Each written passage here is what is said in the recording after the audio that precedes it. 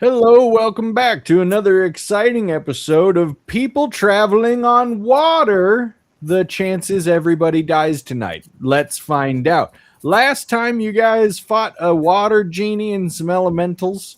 You guys did a fantastic job, especially Mora for some reason. It was crazy. Weird, I'm such a good player when I'm not here. Blackwell went over the edge of the ship, and then he was attacked. And then Ash went over the edge of the ship to get his stick back. And then Ash came back up onto the ship, and then Blackwell didn't. And now you guys are on the ship, and Blackwell's not. And you're all caught up. What a great recap that was. Join us again next week for Carol's recap of tonight's game. If we tentatively, yes. If you all survive, what are the chances of that happening? What do you get? What do you do? What do you guys do? I guess I don't first you guys see a giant squid crawling up onto the deck of the ship. I grab like a broom. It's flailing its tentacles at you now. I'm assuming I know that it's Ash.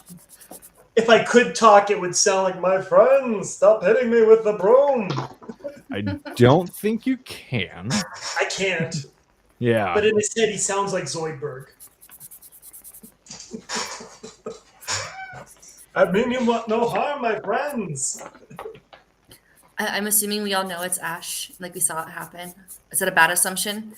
You know what? I don't quite remember what everybody was doing last time when Ash jumped off the ship. Give me a perception check. Cool. I'm gonna do it on the internet because I just realized I didn't bring my dice in here. D20. Go. Perception. Oh, that is a dirty 20. Yeah, that's Ash. You see it in his eyes. I pretend I don't know it's him. Ah, a squid! Just so I could hit him with the broom again.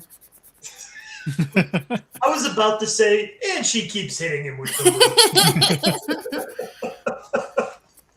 You take 0.25 bristle damage. Concentration check. Concentration check. I'm going to be doing my death saves now. I'm going to transform. I'm going to end my my polymorph spell. Okay. What was your strength as a giant squid? Let me pull up. I had the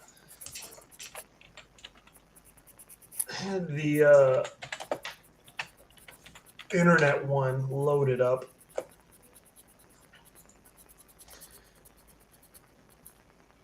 I had 5e tools is what I was using.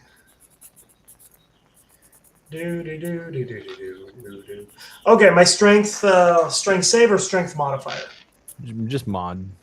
+6. What's your dexterity mod? +2. Okay. All right.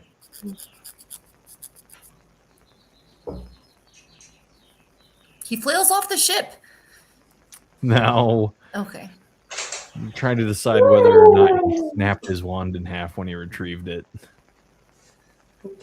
Now, oh, you want me to roll for it? I don't know. Maybe. I'm not overly attached to the wand, so I mean, if that's something the DM I don't want to be a jerk. You went after it when it got thrown away, but it's like, I don't think he's ever been a squid before. What a fun thing to not know how to control his tentacles. It's fine. You have your wand. Okay. It has been completely expended of its uses for this week, though. You can blame Daw for that one. And you've turned back into you. Ah! I hit him with a broom. I'm just kidding. Just start coughing up like brine and water. Of all my undead traits, I still need oxygen, damn it. Why couldn't I be one of those undead? Did you just have a broom? I mean, it's a ship. You've got to keep it clean, you guys. We have standards. Don't you mop? Yeah. Don't you generally mop? Not sweep? Have you ever mopped? Just kidding. Before you suck, it's gross. I love how at the end of last session, you had Mora throw me the rope to pull me up. And you did like a flawless Mora impression. And then the first thing that happens as I climb up is broom! Wait, I didn't hear this Mora my impression. God. I'm ready for it. Oh my gosh, that's right. That did happen. Yeah. All right. Yep. She threw you a rope because she knew it was you, and then to pretend it's not I'm you, sorry. she hit you with a broom. I didn't know. Which I think I'm is a a very humble Mora person. thing to do. I want to hear your impression of Mora. No, that's okay. Okay. You have to listen to the recap. Wait, was it with the Yeah, you accent? gotta- Do I need to bring that back? My name's Mora. Hey, everybody. My name's Mora. Corvin, why are you moving away from me? We're supposed to be friends. I thought it was pretty good.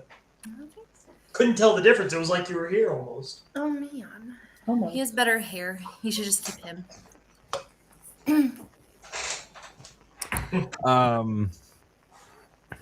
Yeah. All right. So Ash is back up on deck.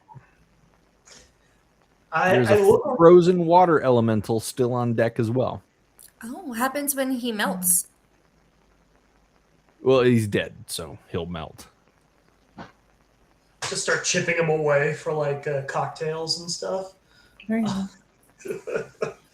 I look around to see where Brick is, because I gave Brick a decent head start when I pulled him free from whatever that was. Oh, yeah, you don't see him. Has anyone else seen our other undead friend on the deck? Corvin, he's right over there.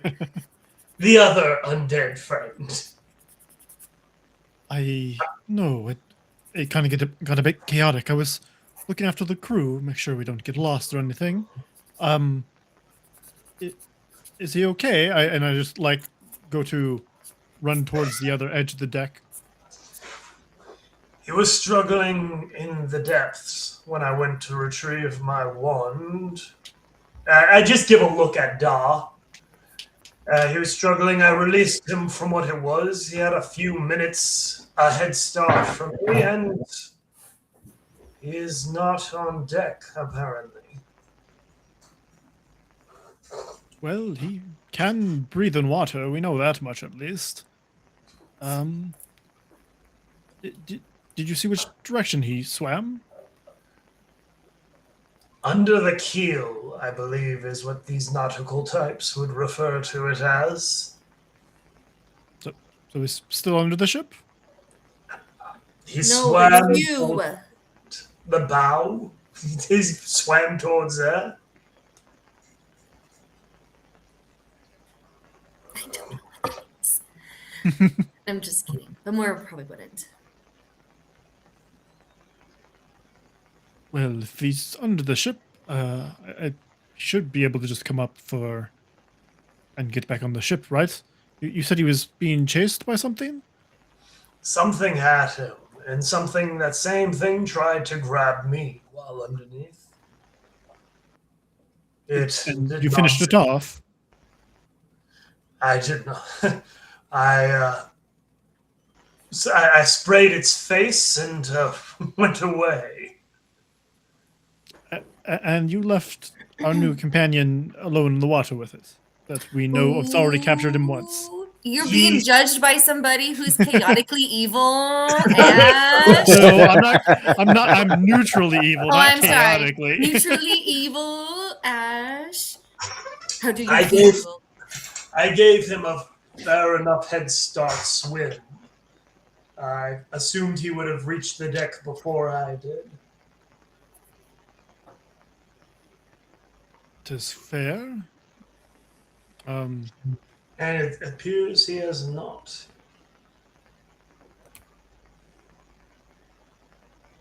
And let's leave him. I feel like he'll catch up next week.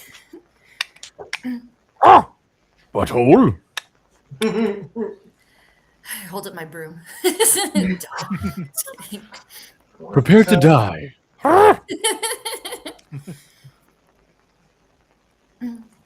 Let me see if I have anything. I mean, okay, let's make this our adventure. Let's go find the guy who said I won't be here to play this session. Where did he go? Is that what we're supposed to do?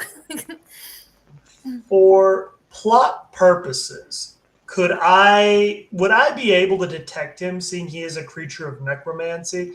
If I did detect magic, would I be able to see him perhaps? Or not see him? For plot purposes, to move the plot along. Let me look up exactly what detect magic is these days. Yeah, I'm not trying to be a jerk, but he's trying to give us an out so that he's like, okay, I won't be there this week. And we're like, okay. Yes, people watch these D&D streams for the metagaming. I would. We can't do a whole. I can't name the franchise. Somehow, Palpa, what's his name, returned. I'm just saying. Like, I was. You can name the franchise, but you're going to get sued. Cheetos. You sense the presence of magical effects within 30 feet of you. Okay. So yeah, if he's within 30 feet, why not? Okay. Yeah, I'm going to do detect magic. I'm not even going to do it as a ritual. I'll blast this spell slot. I'm just going to look over the sides of the deck and see if I can observe anything on either side, down below, if I can sense anything. We Yeah, just see so you're Ash walking doing along laps the around deck of the ship. As soon as you turn it on, as soon as you cast detect magic, you do detect a faint magic directly below you, and then it's gone. What type of magic? Or would I be able to see just magic or... It would be... What is that? Transmutation? Hold on.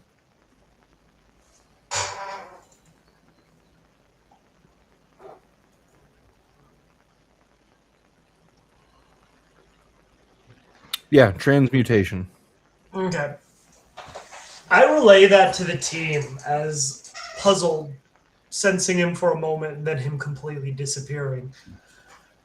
I sense something below the deck for a moment, and he is no longer there.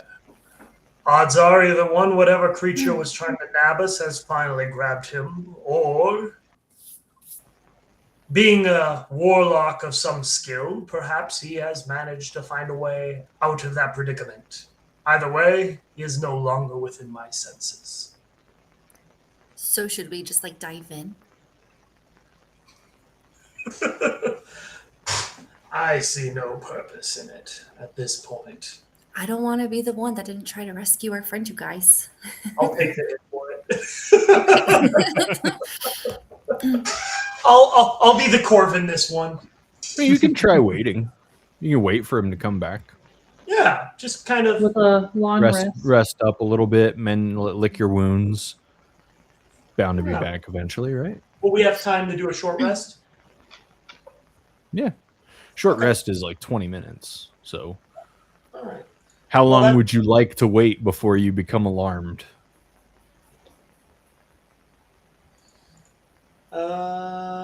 What's an alarming amount of time? Would you say? That's what I'm asking. I would say enough time for a short rest. Okay. Yeah, you all take a short rest. You gain the benefits of a short rest. You can expend as many hit die as you would like during this time. And once you guys are starting to get a little bit of pep back in your step, you realize, hey, Blackwell's not back yet. I'm going to do my arcane recovery and recover a level 5 spell slot.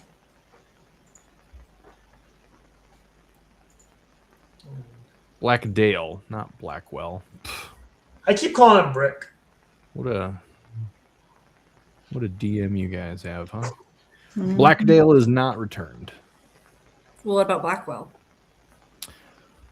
There is no Blackwell. I know. I'm sorry. It's a bad joke. I keep forgetting I have that. Do we still have our gillyweed? Your water breathing? Yeah. You don't. Oh, okay.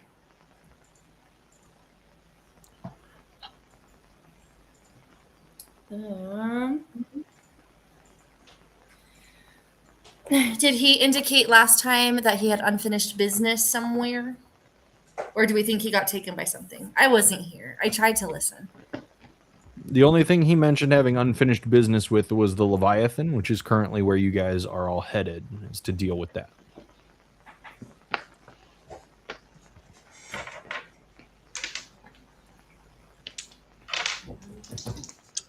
I turned to Da. Are you a good swimmer?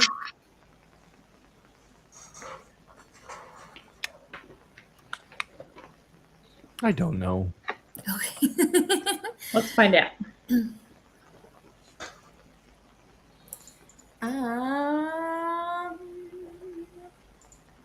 We are headed towards the Leviathan, but Blackdale disappeared under the boat somewhere. Either because he wanted some alone time or because he was taken by something. We're not sure yet, correct? Correct. Well, Franz, we're in a pickle. We did wait for him for a while. Unfortunately, if he was taken by something, I don't know we're going to be able to really recover him at this rate. They have an hour head start in any direction. Unless you guys have some kind of tracking, I don't know if we can really do much for him now. Indeed. I agree. Circle I back. agree with Gorvin. Aside, as something that we have not mentioned as of recently, with visiting with elderly hermits and dalliances with raven queens, time is of the essence. We are fighting the clock as when Aslan will appear. We have to fight a clock too. Sorry. Okay.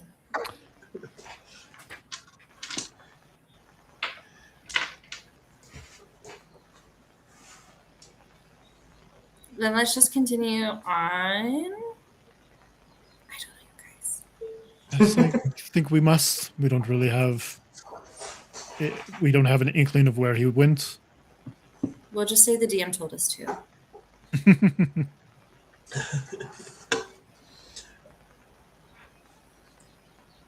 We shall continue.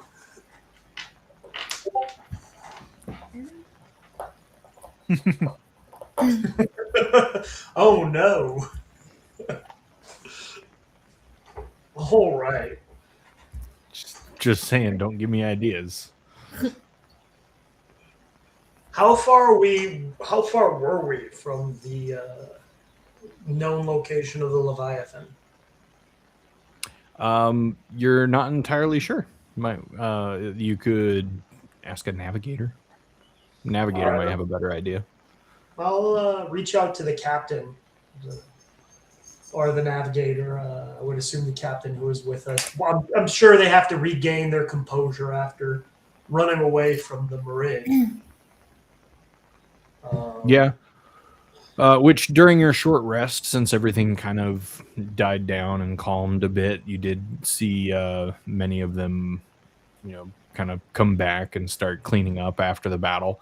They've even taken some of their iron spears and they've begun to stab at the frozen water elemental to chip it down and get it off the deck. I'm just imagining them singing the song from the beginning of Frozen as they're chunking at the ice. Oh, that's a good song. There are no songs being had. Really? A bunch of sailors, not a single shanty? There's right after this, no. I turn on the radio and I start busting some like Dorina Harvey band.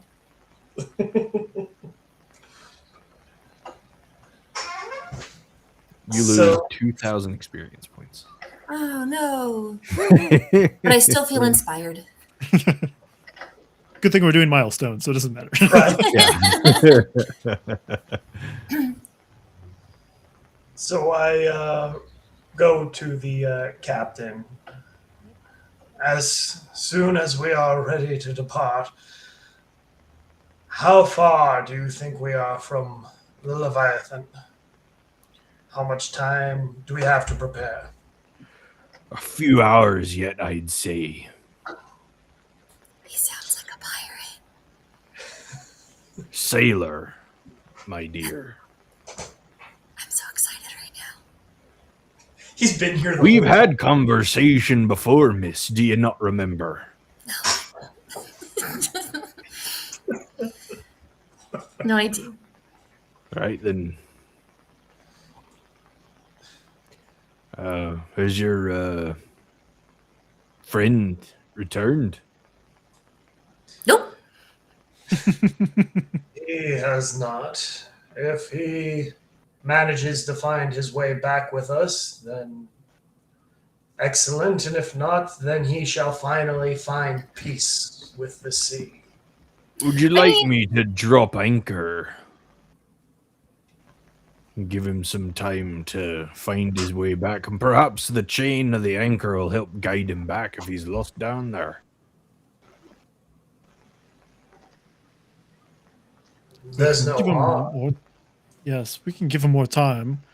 We did wait a while, but it's possible he lost up from down. We don't really know him that well. Right? I mean, no harm in it. Maybe we can get a long rest. Who knows? Drop anchor! Sorry, broke character. You didn't know him that well, so you're not concerned for his safety. I mean, I'm pretty sure we saw him polymorph, right, into something. Or was that somebody else? No? That was Oh. Ash. Why was he No, able that to was breathe me. underwater so well? Because of the spell he casted as... Yeah. He can breathe underwater as long as he has his magic. And he... Like... So just Wait, so no, but he like that- full on like teleported away from us last time. Yep. Right? So he's got moves up his sleeves. He's very capable. He changes into different people, which I still personally don't super understand, but we'll gather as we continue this game. And so I think he's pretty... Says the changeling. Killed. Wait a second. Huh? Says the changeling. Wait a second. Yeah, but he like takes on different people, like their personalities. Like I don't feel like it's a changeling. I feel like these are past, because he keeps calling it past lives, guys. I just call mine Halloween. Just so that I know where me and me crew stand. You don't know us very well either. Does that mean if one of us were to go a-missing, you'd be just as content as you are now? Have you ever teleported away from us immediately in battle and left us to fend for ourselves? And the first thing I did, to be fair, was check on everyone to make sure Yep. you were doing fine. Yep, nope. You've never abandoned us in the middle of battle. So we're going to protect you because you're helping us. All right. You let me know when you're ready to raise anchor and go. We await your command. So, yeah, how long are we going to wait? I'm sorry, you're breaking up.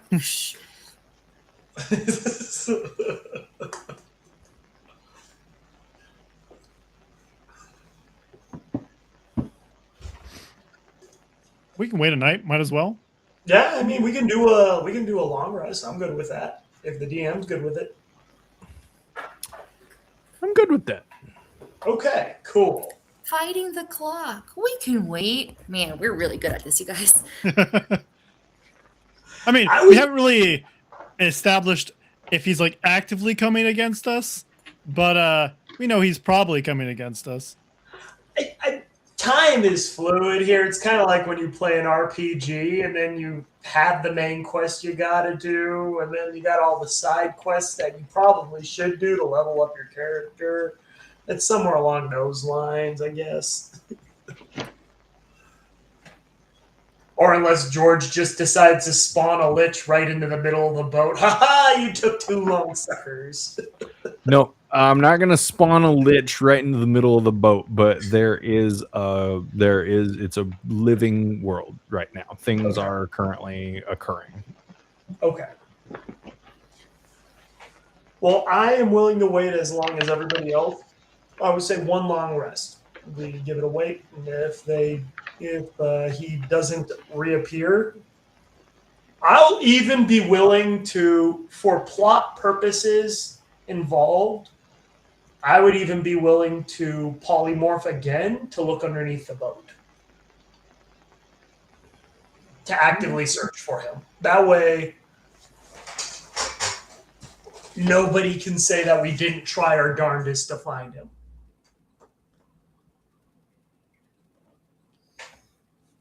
Well, we know this is just what he does in battle. Battles, and he's fleed both times. So,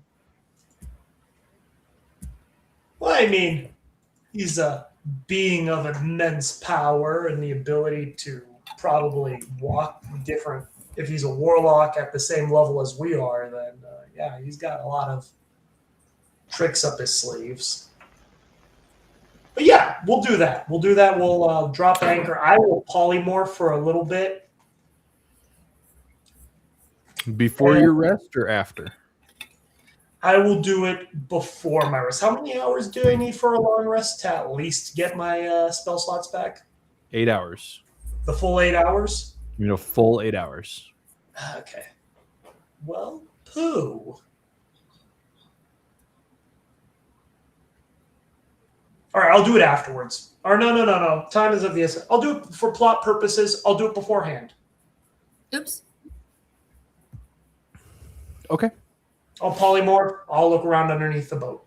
I will do sperm whale. All right. Give me a perception check while you're down there. All right, let me pull this up. Ash takes a running leap off the deck and polymorphs himself into a giant sperm whale. And because of the size of the sperm whale, it almost looks like he completely stops moving forward. So you see a jump and then like a pause in the air as he grows to immense size. And as he plummets into the ocean, his tail kind of drags along the edge of the ship. Ooh, you're gonna be in trouble. The ship is fine. Okay. Even though I'm a gargantuan beast, so. All right. Well, using my keen hearing as well and using my keen hearing, I roll an 18 in perception. An 18. You have keen hearing? Yeah, it gives me, as long as I'm using my hearing to help, I have advantage on perception checks. That is according to the 5e sperm whale rules. But the blue whales don't have that. Could I be a blue whale? Could I be No, even I bigger? don't know. It was a bad joke. Sorry, I don't know.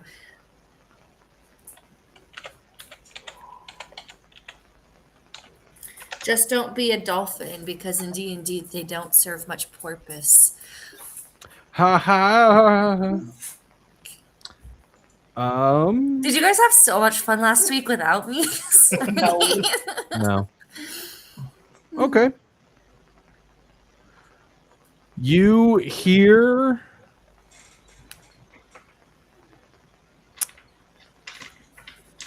nothing around you. Okay. But as you make several different passes around the ship, every time you are starting to come back around, right around a certain place, you hear kind of a distant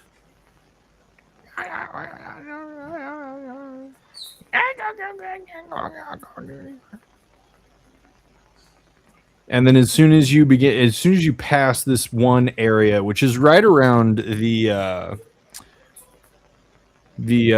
port, kind of like between the port and the bow of the ship, as soon as you pass that, it's gone. And then when you come back around, you hear that again.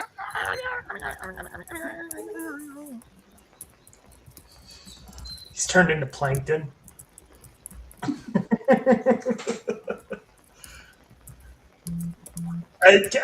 On closer observation on that spot, do I see anything? You don't see anything. It's only what you hear. And actually, and do I sense that thing that was trying to grab him earlier? The creature that I tangled with. it's actually exactly what I'm pulling up.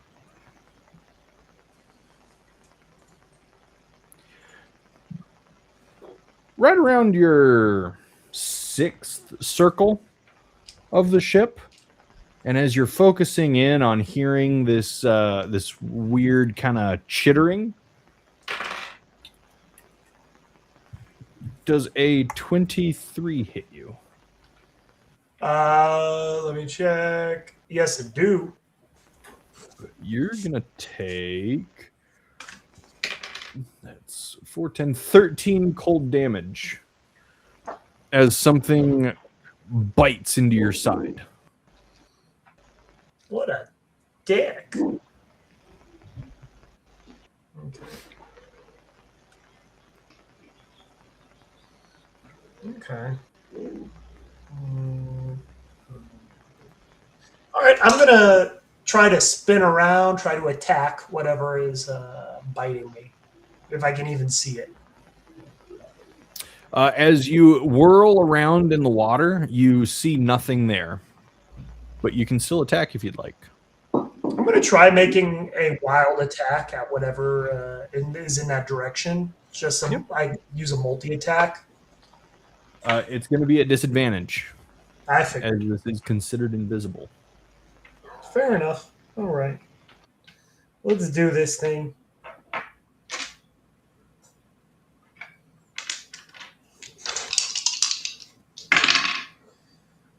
All right. Disadvantage, that's going to be, does a 15 hit? Yes, it does. All right. That I did not expect.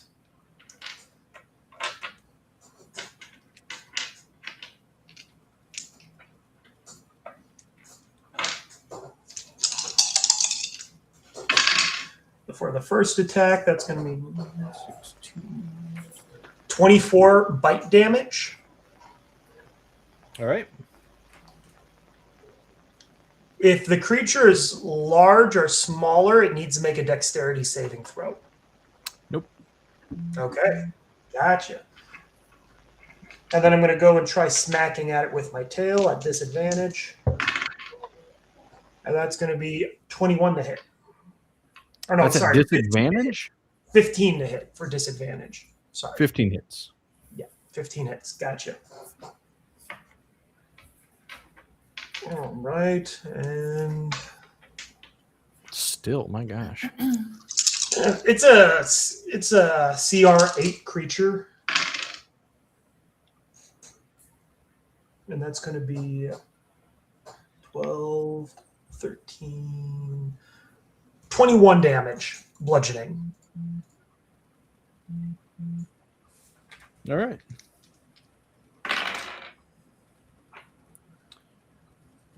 Um, 17 to hit you. It hits. 17 cold damage as you feel whatever this is bite into you again, this time a little further up your body. Okay. Is anybody else on the deck seeing this happen? No, you are underwater. Okay. How deep am I underwater? You're pretty deep. Okay. If they do see you, they see shadow of you, but they still wouldn't be able to see whatever is attacking you. So what they see is you swimming around. Okay, got you. I'm going to try giving it. Do I have a better idea of where it's at? Or no? Nope.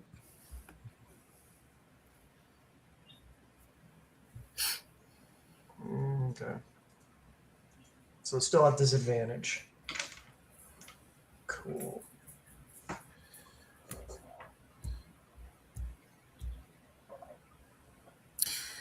I turn to Lonnie and I'm just like, did we ever give him like a time frame for when he should come back? No, You know, You guys instead didn't even of, know he was gone. no. You can't give him a time frame. Oh, he just sorry, left you without meant telling Ash. us? Just, Yeah, Sorry, Ash. you meant Ash. No, Yeah. you guys never discussed a time frame to return.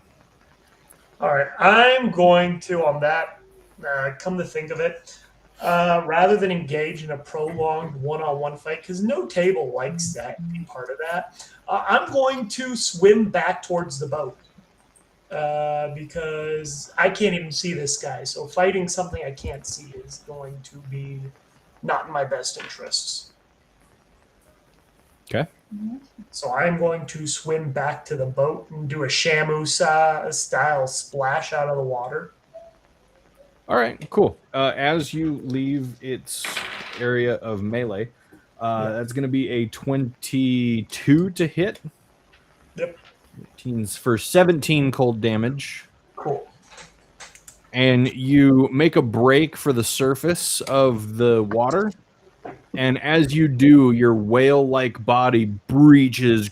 You shower the entire ship with droplets of water. And I'm assuming you're going to stomp your polymorph before you collide with the ship as a whale. Yeah. Yeah. And you turn back into yourself landing on the deck. Cool. Yeah. Kind of like jumping out of the water Shamu style and then polymorph midair. Yeah. Cool. All right. So, yeah, I'm going to do that. And as soon as I stumble onto the deck, I'm going to relay to my friends that I might have seen. I was unable to find definitive proof of his existence aside from strange sounds under the deck before I was assailed by the creature of frost beneath the waves once again. Was it similar then as the one that was attacking previously? You Yes. know? Does it look similar? I don't know if you said it's invisible yet. No, I did not see it either time, but I felt it both times. The same chill ran across my spine. That is slightly comforting. It's more likely that if our friend, I guess you could say, that was assailing our actual friend, is still down there. It's likely he didn't get dragged away. I don't know where he went. But we can give him time. We can rest, and hopefully he returns. Agreed. Yeah. Where are you guys resting? I'm going to rest in my quarters again, try to sleep. Yeah, Okay. in my tiny hut with the normal bag holding to my ear. Okay. Did Blackdale have his own quarters? Blackdale found a spot in the cargo hold. Okay, you probably wouldn't have anything like clues in there. I will just go to where I slept before. All right. You guys return to your cabin. Corvin, you produce your tiny hut. Daw is definitely in there with you guys. She perches up above Lonnie's bed to kind of, tuck in there. Where is Scud? Is Scud with you?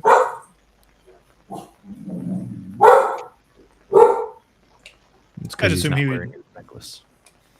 I'd assume he would be on Overwatch checking for Brick. Seeing if he returns. All right.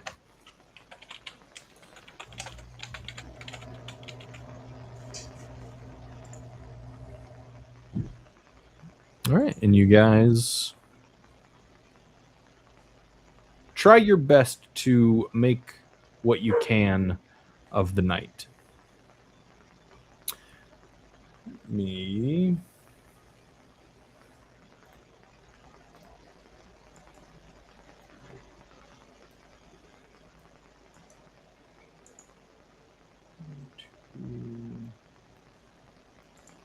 I will be right back. After a few hours, that you hear on the door of your cabin, we're under attack. No, we're not. And I go back to sleep. Just kidding. I get up. I'm alert and I'm ready.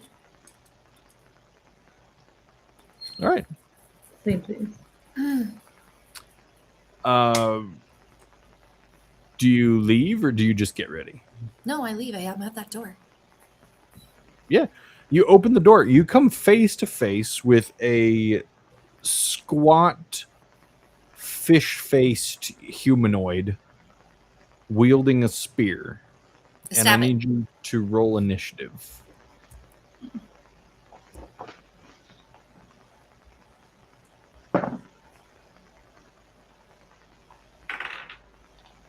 And this was the middle of the long rest. We didn't actually finish it. Yeah, you only got a couple hours in.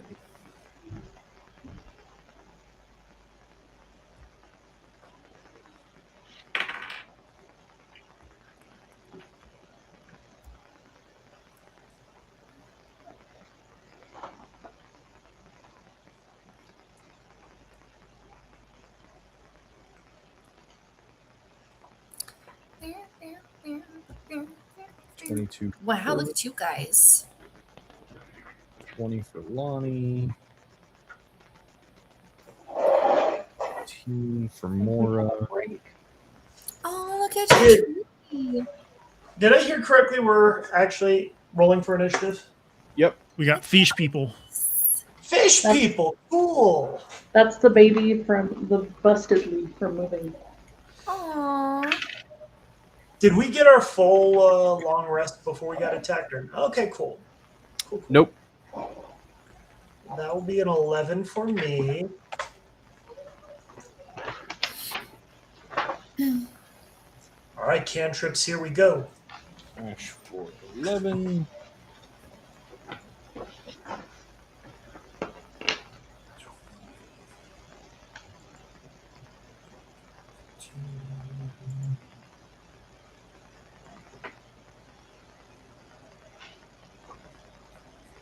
All right, so Mora, as you open that door, you see that fish person, you see two more of these things already dead and slain just behind it. This one standing right in front of you has one of the ship's crew skewered on the end of its spear, and it yanks the spear out of this man's gut, who falls to his knees, holding his wound in his stomach.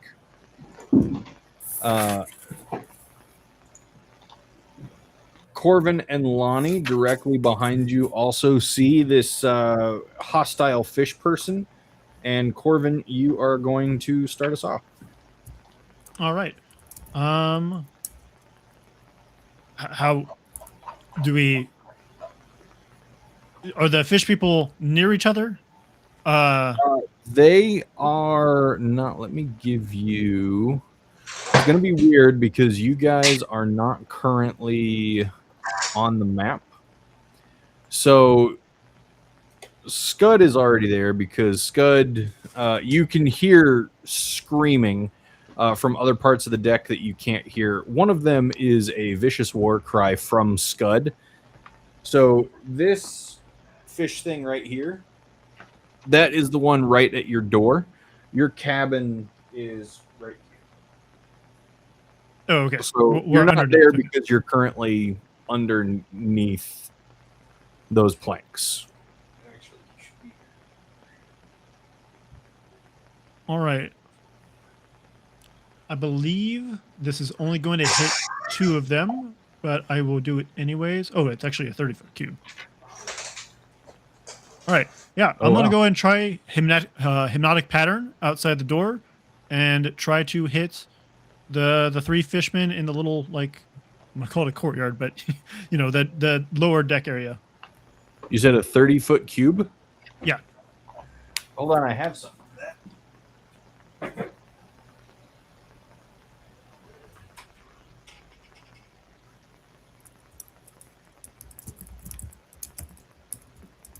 Nice.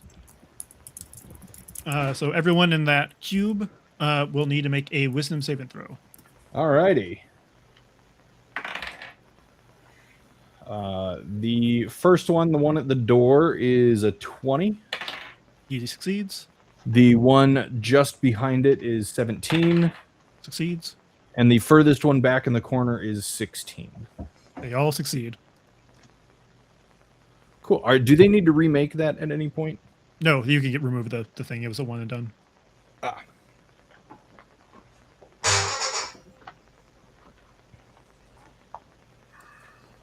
All right. Anything else? Nope, that's Corvin. Lonnie. Yeah, I'm gonna go ahead and try out my poison spray. Your poison spray? Yeah. Okie doke.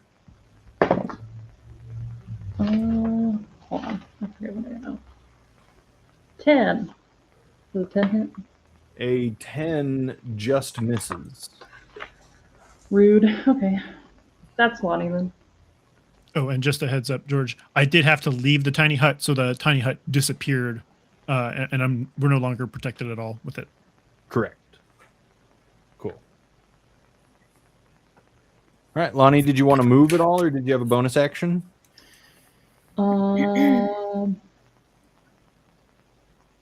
Where am I? You I you in guys the are workshop? still in the cabin, so you're not on the map because I'm gonna stay put. you're in here. I'm gonna stay put. Yeah. Okay, that's gonna bring it to Mora. I am going to stab the fish guy who has our shipmate on him.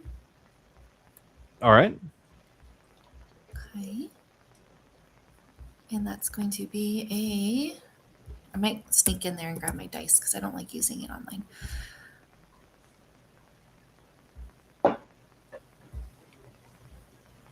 Yeah, I really don't like doing it online. Okay, that's going to be a 22 to hit. 22 hits. Cool. And then that's going to be 6 plus 7, 10, 9, 15 plus 3. That's going to be 18 damage. All right. And then I am going to throw my blade at... Can I see any of the other ones? The one that was other than the guy who stood in front of me? Sorry, I'm trying to picture the map. Like I see it, but I don't know which one's by me. It's the guy that was standing at the door that I pointed out. This one. Okay. But am I able to see the one who's like behind him? You can see him. Yeah. Okay. And then I am going to throw my other knife at him. And that's going to be... I hate this. I don't know how you guys do this. Or what set you use. Okay, that's going to be a 21 to hit. That'll hit him. Okay. There's just a silly D4 now. And that's going to be 5 damage. And then I believe if I wrote it right, then I use it has the mastery of Vex. Mm-hmm. And poof, Vex on that guy, I think. All right. And Vex is, remind me. I'm trying to Google it real fast because apparently I didn't write it down. Is it that he has disadvantage? Sorry, guys. I think she has advantage. I think it's that I get advantage on the next Okay. one. Cool. And that is on the guy behind the one right in front of you. I think that's how I looked it up last time. Okay, cool. I think, but I will know for sure this next time. All right. And I'm gonna sneak in and grab dice because this is lame. Give it just a sec. Because is that your turn? Yes. All right. The guy right in front of you is going to stab at you with his spear. And that is going to miss. He gives out like kind of a loud screech, and he stabs at you. You're able to back out of its distance just barely. The one behind him is going to throw a slimy globule of goo over his friend's head. This was going to be a 19 to hit. Okay. And as it sails over his partner's head and collides with you, it's going to be 4, 6, 8 acid damage. Okay. And then the third one in the back is currently engaged with another crew member who takes a pretty gnarly stab to the leg and then falls prone. And that is going to bring it to Ash. All right. I am going to summon a aberration. Okay. And it is going to be a beholderkin.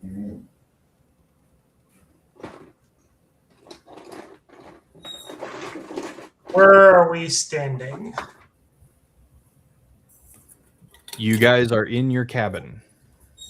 Cool. Then he's gonna float on out of there, and I'm gonna walk on out. Okay. Where is your beholderkin moving to? And what size is it? It is a medium aberration.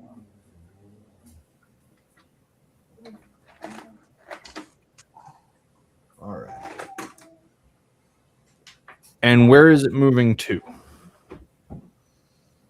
It is going. And where are you moving to? I see where Lonnie is, and I want it to be on the other side of where Lonnie is. Of that same. Nobody is on the map right now because you guys are in your cabin. What is that purple thing? That is a fish person. Oh, okay. Then we're gonna step out. Where is the stairwell that we would be coming out of? All right. So you guys, the door to Okay. your room is right here. You guys are in your cabin, which exists right here below the visible deck. Cool. Then I'm gonna step out, and as if I'm going to stand near Scud. So myself. Scud is up on the deck above you. Yep. So you want to go up the stairs. Yes. Okay. And your beholder person is going where? I would say we're going to put him about. I wish I could point to a word. 3 grids in front of 3 grids. He's going to float in front of Scud. Okay. So it's going to take you 10 feet to leave the cabin, and then Okay. you'd have another 20 to make it up the stairs. Okay, so we would put you right about there. okay, cool. Okay. As you run by, you're going to take an attack of opportunity. Fair enough. A 19 to hit It does. for 12 piercing damage. Okay.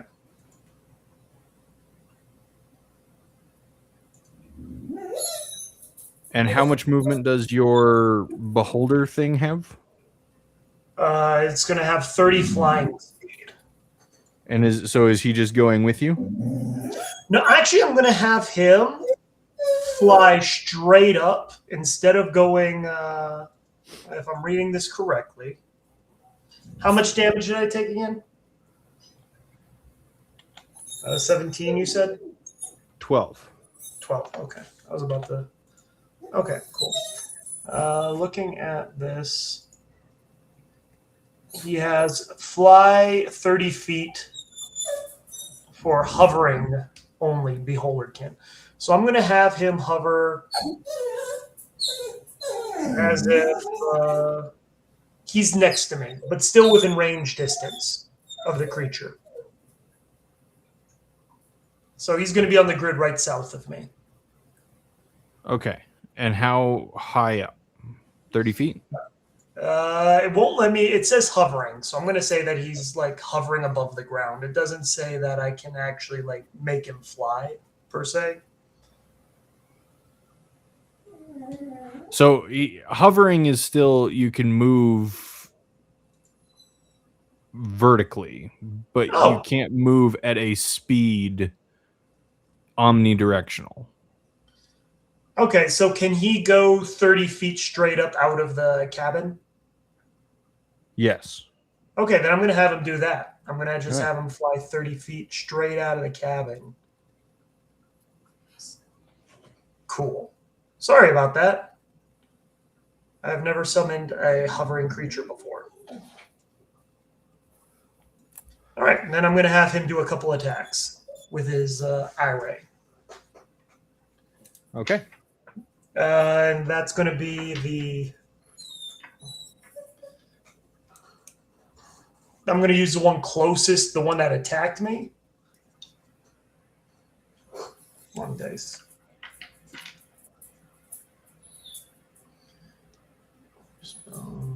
Okay. And that's going to be 22 to hit. That hits. All right. That's going to be 10 psychic damage. All right. And then he gets, let's see, it's a multi, 18 to hit. That also hits. That's going to be 12 psychic damage. All right. And that will end my turn.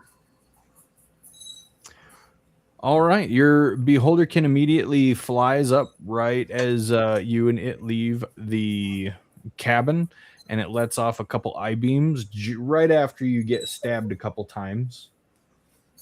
You hear kind of a garbled series of shouts coming from the deck just across from you. And you see another crew member fall to his knees, and it's going to be that thing's turn.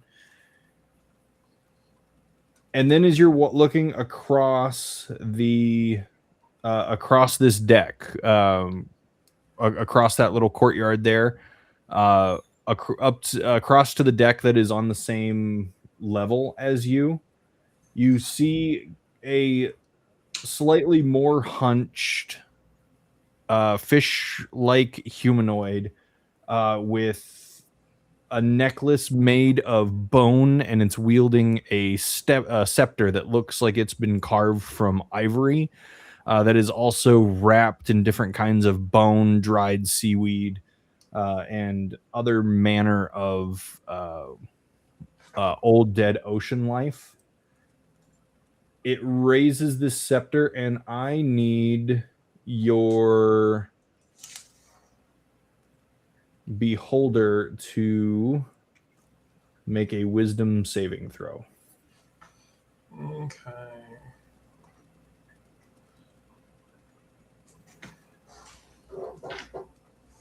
Let's go. That's going to be a 17. It is fine.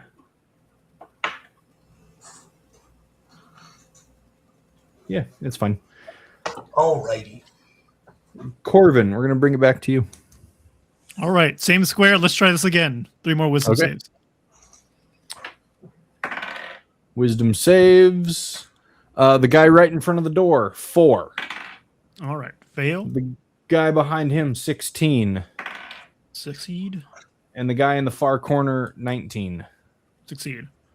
All right, you guys see that the guy in the front of the door seems a bit out of it, and Corbin will say, "Just ignore him.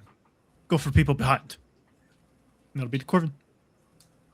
And he'll kind of like go behind our wall just so he doesn't lose concentration on the one dude he hit. All right. Is he what is he? Oh, Is yeah. he charmed? Is he paralyzed? He's charmed, which while he's charmed, he's incapacitated and a speed of 0, so he can't do anything. Cool. Love it. Lonnie. I'll do poison spray to the dude behind him.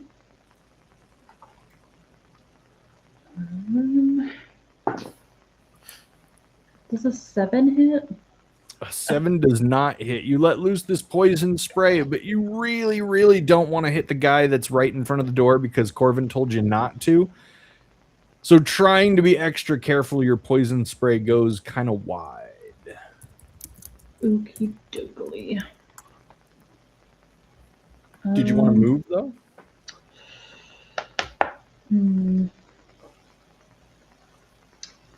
Yeah, I'll move outside the door. All right.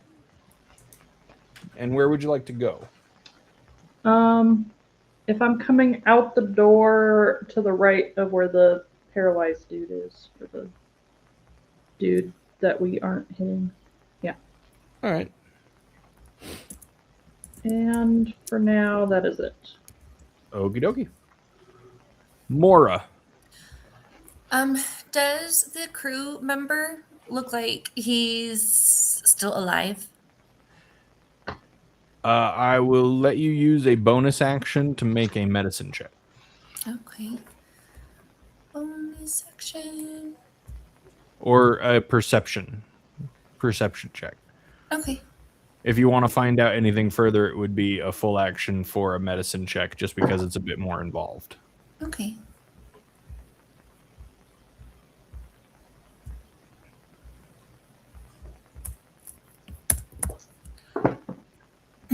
Okay, perception is going to be a 22. 21, 23, 23. He's alive for now. Okay. He's bleeding. He looks Mhm. hurt, but he's alive. Okay. I'm going to stab at the guy in front of me again. Just a reminder, Corvin did tell you guys to leave him alone. The one that was in front of me? Yes. Oh. Okay. He's the only one that actually got hit by the spell. Oh, sorry. Okay, then I'm going to stab at the guy that I stabbed last time, so I have advantage. Okay. You're going to throw your dagger at him? Mm-hmm. Or did you want to run up and stab him? I'm going to throw my dagger at him. Okay, cool. Okay, and that is going to be 18. That's going to be a 19 to hit. That hits. Okay. And that's going to be 3 is 5. Hang on, though. 10, 11, 16, 24. And that's going to be 27 damage. Okay. Are you adding sneak attack to that? Yeah, because I had advantage. Oh, because you have advantage. Yeah, all right. Mhm. You're good. Dang, 27. Holy crap. All right.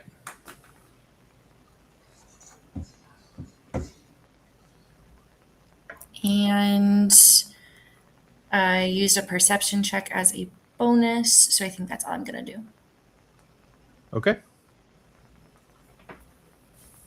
The fish guy right in front of you, his eyes have gone completely wide. There's no eyelids, but you see them kind of shift like he's staring off into nothing, almost dead in a way. And he just kind of stands there. His arms fall limply to his sides. His blood-covered spear falls to the ground, and he's now just staring off into space. The guy that you just hit, he is going to move back a little bit. Just a little bit. And he is going to wave a hand in the air and then pat it against his chest, and you see kind of a slight shimmer wreathe his body. Okay. And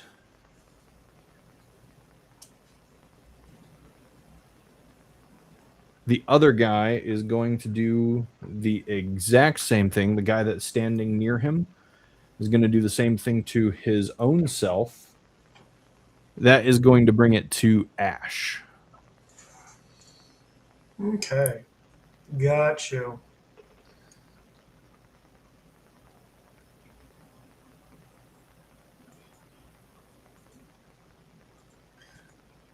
All right then. And the one I'm going to say is that guess the purple one in the back is the one that was trying to control, or trying to make the wisdom saving throw for the Beholderkin.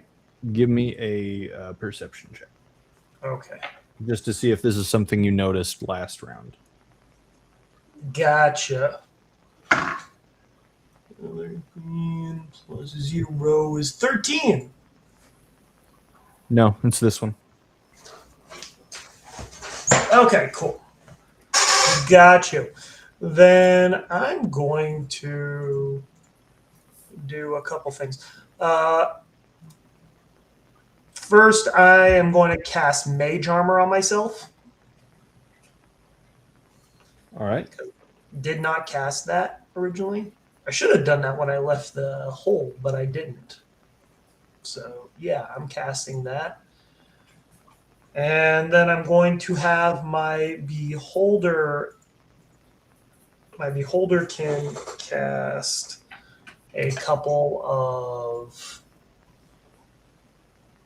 Mind or Psychic Rays again.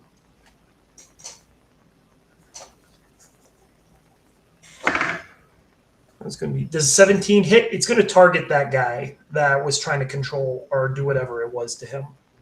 17 hits, yeah. Okay.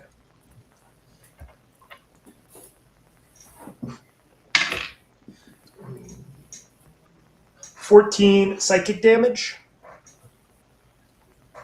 All right. And then for a second attack, that's going to be 16 to hit. That hits. Ooh, that's a lousy roll. That's going to be 10 psychic damage. All right. And you can see its head kind of whipping back as these psychic assaults affront it. And as it does so, it tries its best to recuperate and rejoin the fray. I'm going to move it. I'm going to move my Beholderkin about 10 spaces to the north.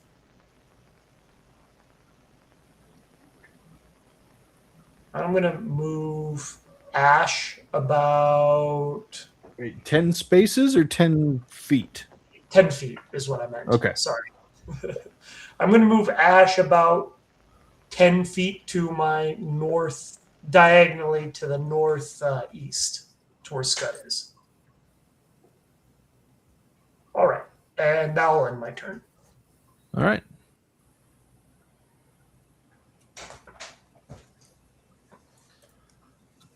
Let's see.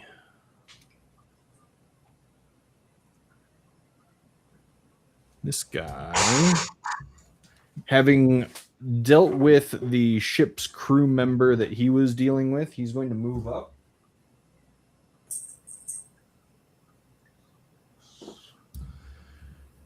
And you're going to see it as he's running. You see him do the same thing. He waves his hand in the air, says something very garbled, and then smacks himself on the chest, and that shimmer appears. Sorry. This person is actually going to stay right there.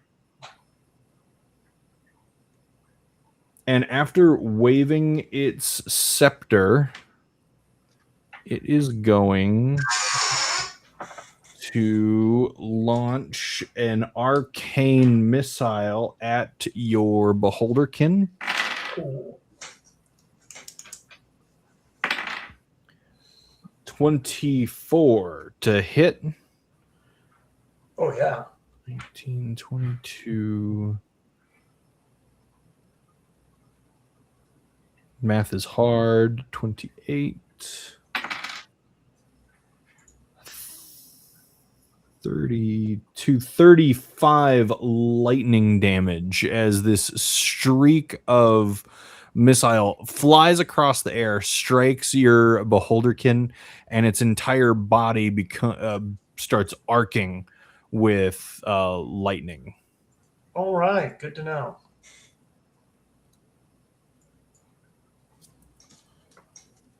Corvin. All right. I'm going to go ahead and pop around the corner.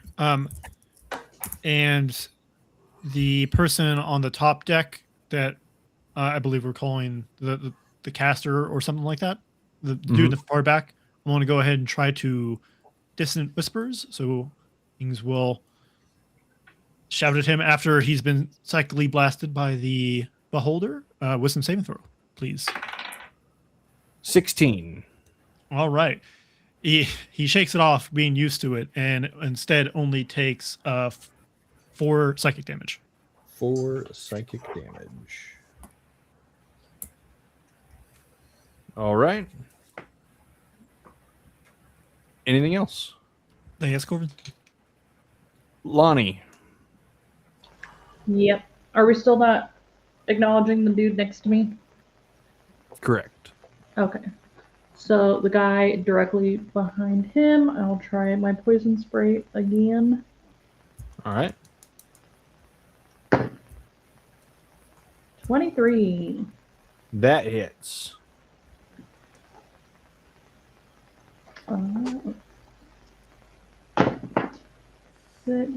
9 damage. All right.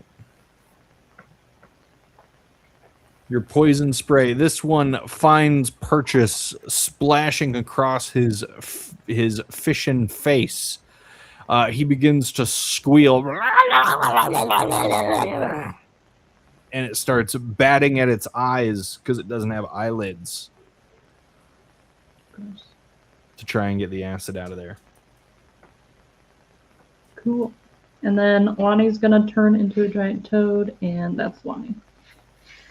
You are a giant toad in the cabin. No, you're not in the cabin. You are Next to right here.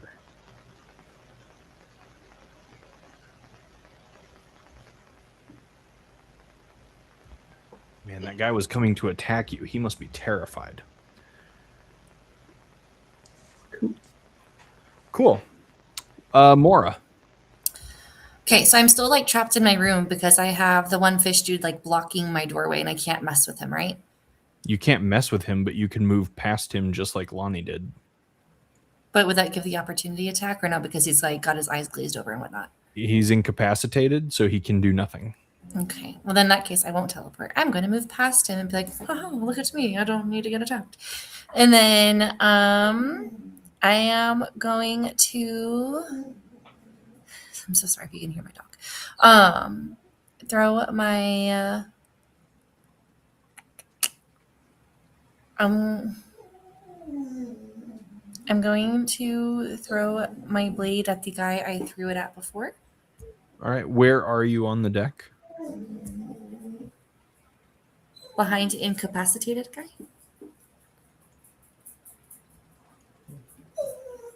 Just right there. Yeah. So now, can I now like see everybody? Most everybody. There's one person that you are unaware of because to your immediate right is a giant frog. Okay. I'm just going to assume that's Lonnie and not question it. So I'm like, hello, Lonnie. And then I'm going to 5, 10, 15, 20, 25. I'm going to go up. I'm just going to use my movement and go up to the thing that I had stabbed before. Okay. And that's going to be a 21 to hit. That hits. Okay. And then it becomes 8, 15,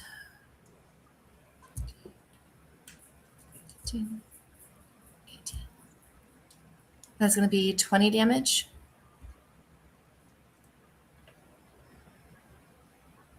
How do you want to fillet this thing? Like a fish. Give me the fillet fish. Give me With the the expertise of a chef who has been filleting fish for decades, you take your knife and you open him up completely from just from the bottom of his torso upward. And the smell of what comes spilling out is likely to kill a person.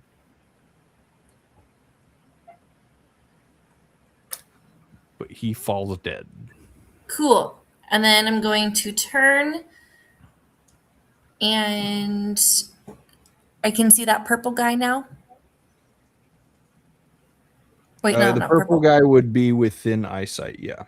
Okay, and that's 5, 10, 15, 20, 25. I want to throw my blade at him, but can I like go to where I can? Well, it'll be in range. I think it's 30, 60. You're in range. Okay, I thought it was weird when you throw it. I thought it was different. Okay, so then I throw my blade at him. You're not underwater right now. Roll. And then that will be, that'll be a 14 to hit. A 14 will actually just miss. Okay. And then I think that will be my turn. All right.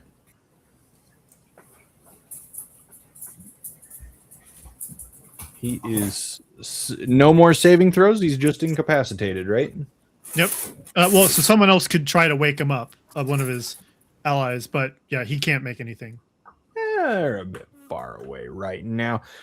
This guy is going to run up to you, Mora, because he just saw you kill his buddy. And he is going to stab at you with his spear. This is going to be a 17 to hit. Uncanny dodge. Okay. That's half damage, right? Yep. Cool. So that'll be 8 piercing damage halved to 4. Okay.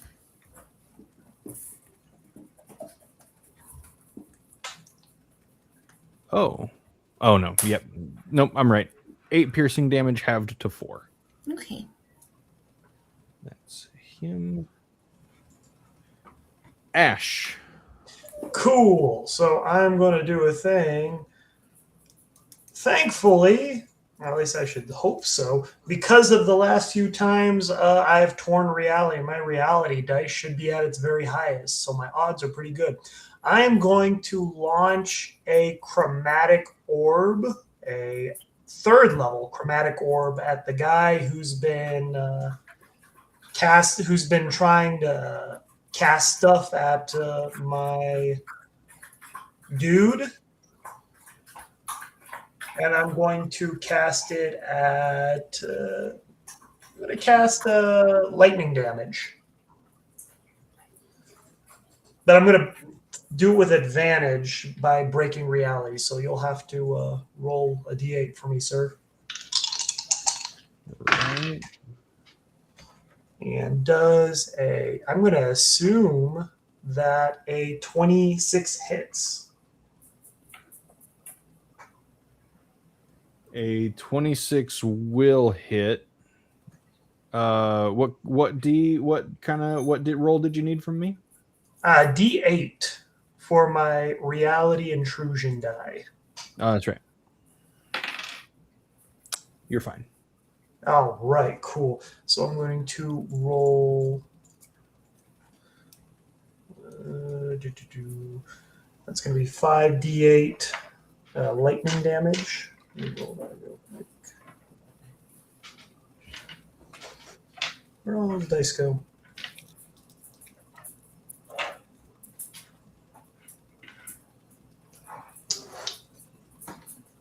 You know what? I'm just going to roll it on here.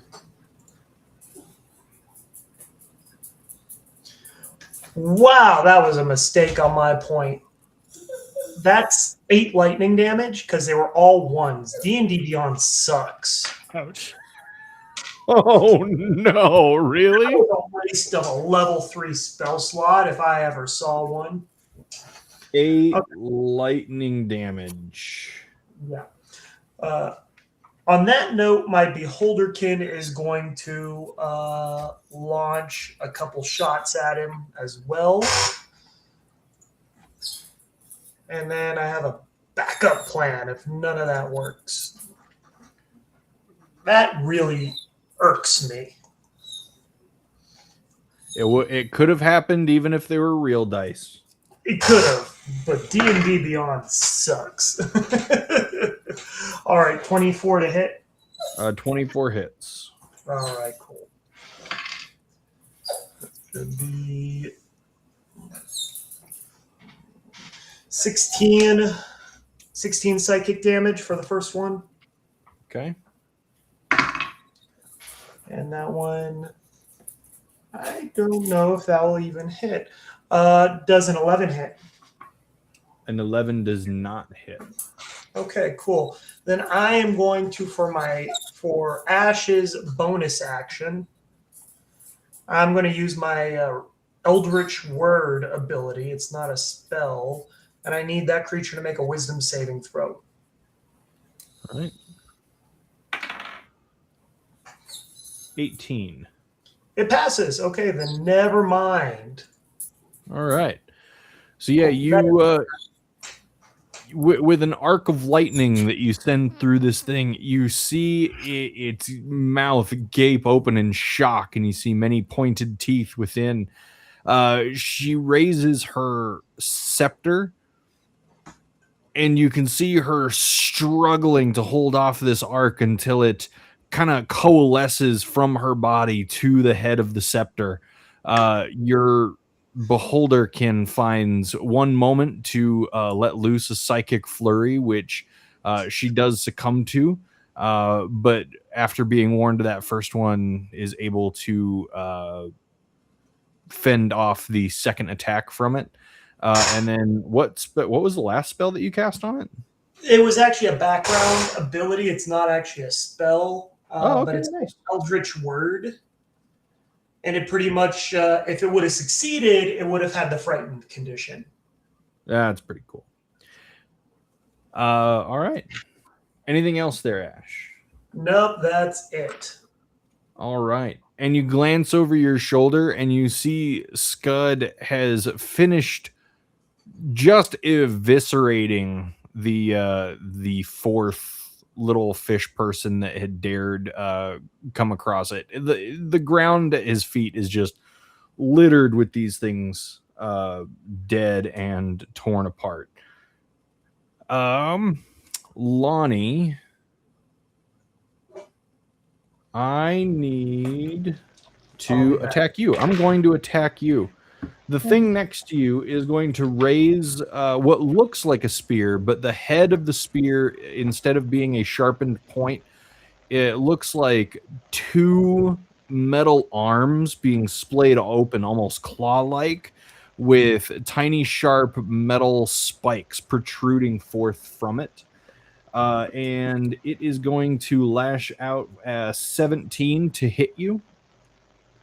Yep. All right. You are going to take 10. Nope. Sorry.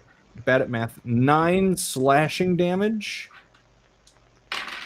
and 9 lightning damage. Okay.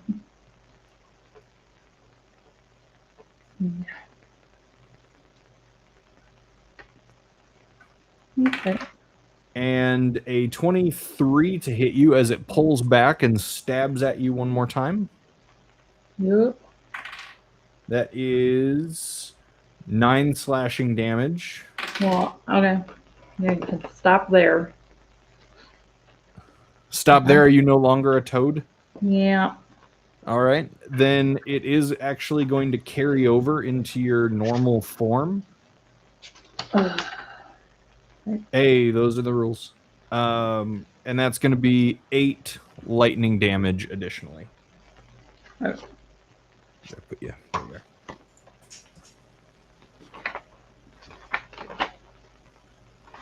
Not Frogger. I didn't get to do anything with it. Poor little guy just wanted to hop across the road. Mm-hmm. Playing Ash. traffic. Yes, sir.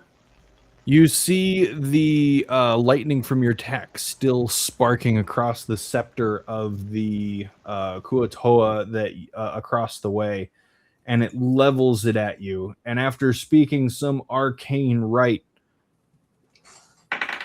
it is going to fire off another one of those arcane lightning arrow. 18 to hit.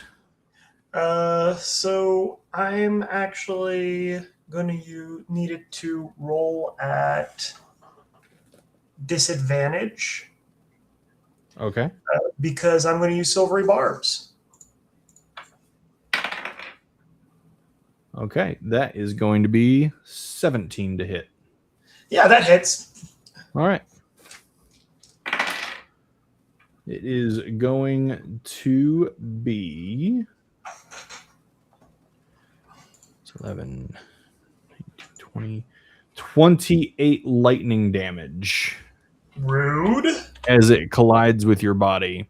Your aberration, that's not a concentration spell, is it? Checking that as we speak. Yes, it is. All right. Okay, I will be rolling a Constitution saving throw.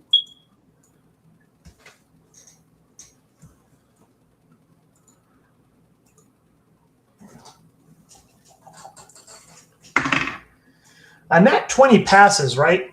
Sure does. All right. Finally, I get a nat 20. Could have used that earlier in the game. Yeah, it's nice that it came around, though. Yeah, exactly. I won't complain too much. Corvin. Yes. All right. So I'm going to go ahead and Vicious Mockery, the spellcaster dude, and saying, All right. "Are you really just going to stand there?" And Mora's going to find that very inspiring. Actually, I'll actually use Bardic Inspiration for once. You get a D8, Mora.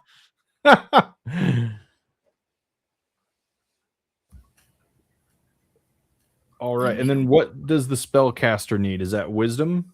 Oh, yeah. Sorry, it was Vicious Mockery. It was a wisdom saving throw. 19. All right. It is not really offended at all. It doesn't even hear me.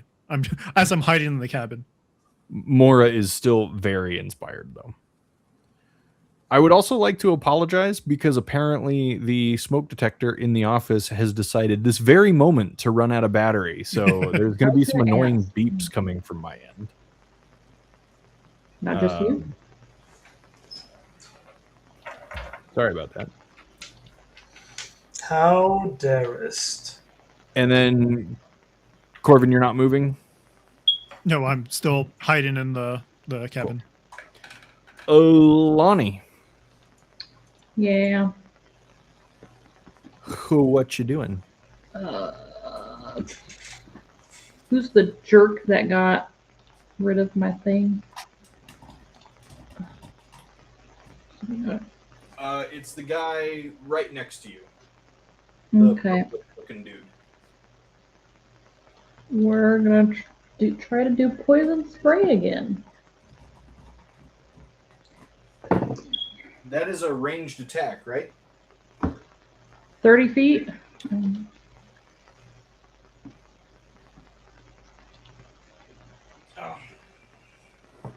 Yeah, but if it's a ranged attack, he's right next to you, so you would be rolling at disadvantage. Okay, I can do that.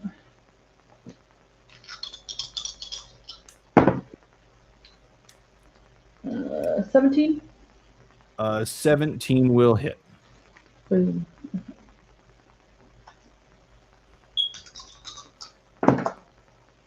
I just tried to pull it off the wall, and 14 it's painted on poison there, so I damage. can't even get it off. Sorry, guys.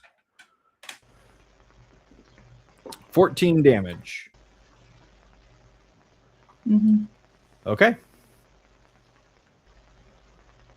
That's it. Alrighty. Mora.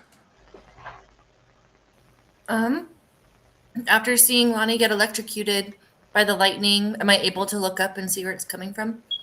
Yeah, it's coming from that purple guy right behind the guy that you're currently fighting. Oh, that's the one that has the scepter? That's the that's the one that attacked Lonnie. Oh, okay. There's one on the deck above you that's shooting lightning at people. Okay, but I can't see her. Him? Kinda. It? You Okay. you can kinda see her. It would be half cover. Okay. How far away do you think that lady is? 15 feet. Oh, she's really close. Well, I guess by the rules it would be 10 feet, but Wait, hang on. somewhere So the between 10 and 15 feet. the upper deck person or the lower deck person? The upper deck person. Oh, The lower Okay. deck person is right in front of you. okay. Well, you know what? Okay, I'll take care of the one that got Lonnie first since they're doing lightning down here. By take care of, I mean I'm just gonna try and take care of it. Okay. I was gonna try and do something feeling really inspired, but I will hold on to my inspiration for next time. And I'm going to throw my blade at lightning dude. Okay. And that's going to be 18. I'm going to spin it with my psionic die to see if that'll help it hit. 18. Does an 18 hit? An 18 will hit. Go team. And that's going to be...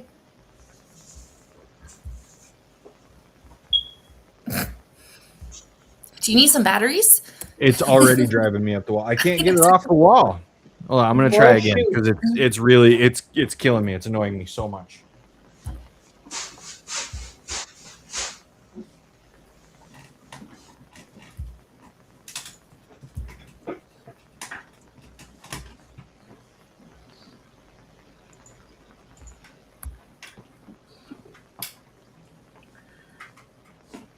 If you're ready, it's 25 damage.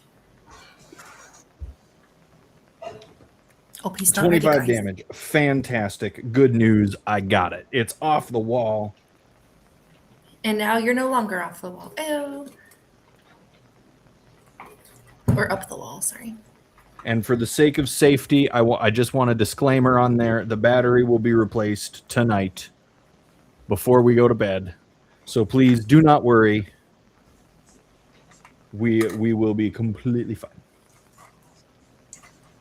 Okay. All right. Anything else, Mora?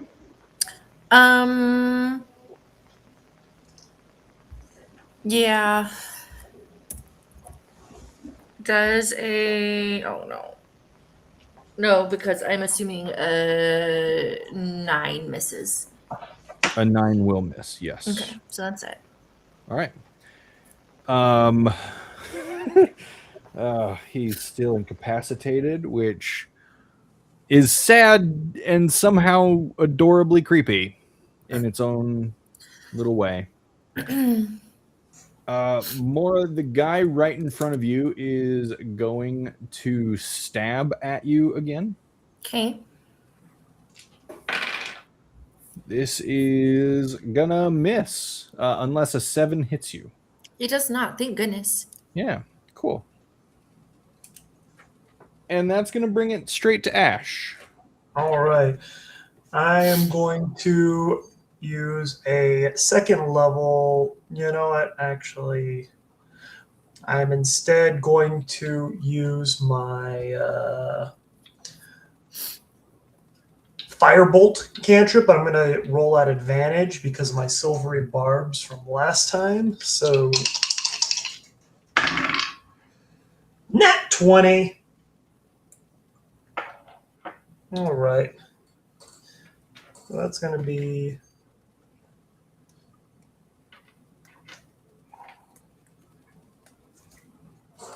Let me grab my D10s because people don't use D10s very often.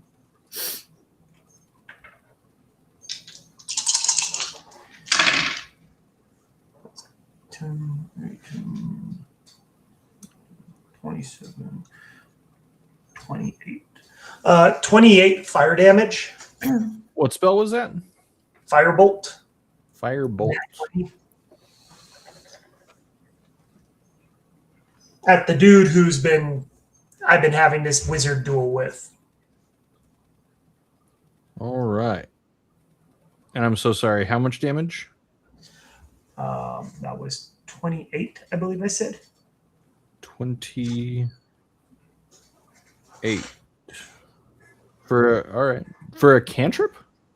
4D. Well, it's two D10s, and then I rolled 4 D10s for a nat 20. Fair.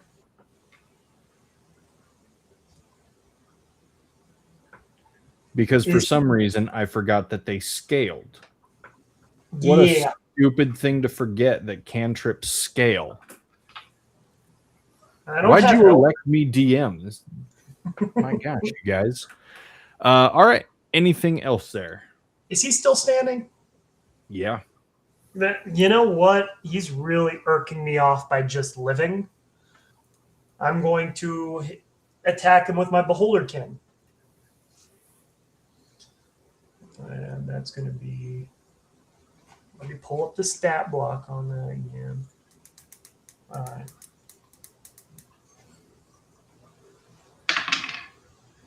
That's going to be 21 to hit for the first one. Yep. That's going to be 13 psychic damage.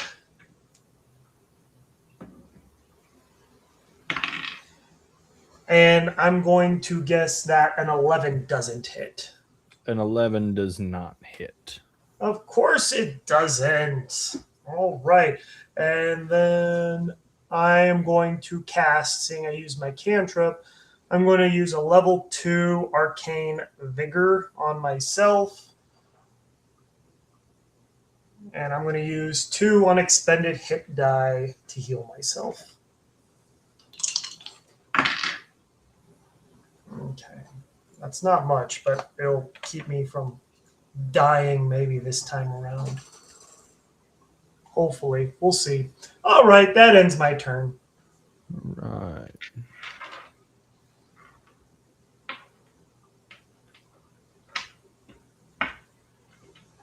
And you're firing off 2 eye rays from your Beholderkin? Yes, because what they do is they take the level. It is time, so it has multi-attacks based on... Let me read it instead of trying to recite it by memory. It's pretty much... The spirit makes a number of attacks equal to half this spell's level, round down. It is, I cast a 5th level spell, so it's rounded down to 4. Half that is 2 attacks.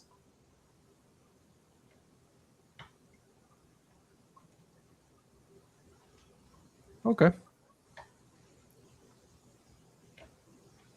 Alrighty. It doesn't hit very hard, but... Nope, just curious.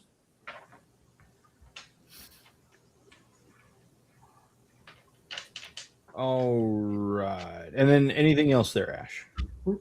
That is, I think I've done more than enough. Hey, Lonnie. Lonnie is not here at the moment. Please take a message. Oh, what a bummer. That just means that a 23 automatically hits then. Yeah. For 8 slashing damage and 4 lightning damage. 8 for and 4? 8 and 4 for the first attack. Okay. The second one is a natural 20. Okay. Which is going to be 11 slashing damage and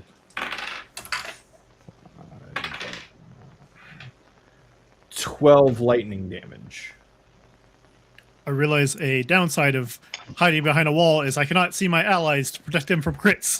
I'm like, wait, I can't do that.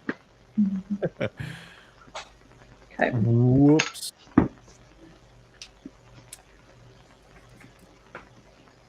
And then after that is finished, yeah, Ash, it's gonna go for you again. All right. For a 25 to hit, natural 19. Oh, wow. No kidding. I'm going to cast a silvery barbs on it. Okay. So it's a disadvantage.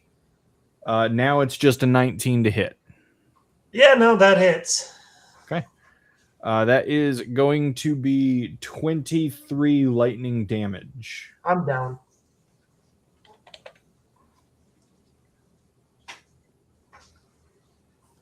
And the Beholderkin disappears.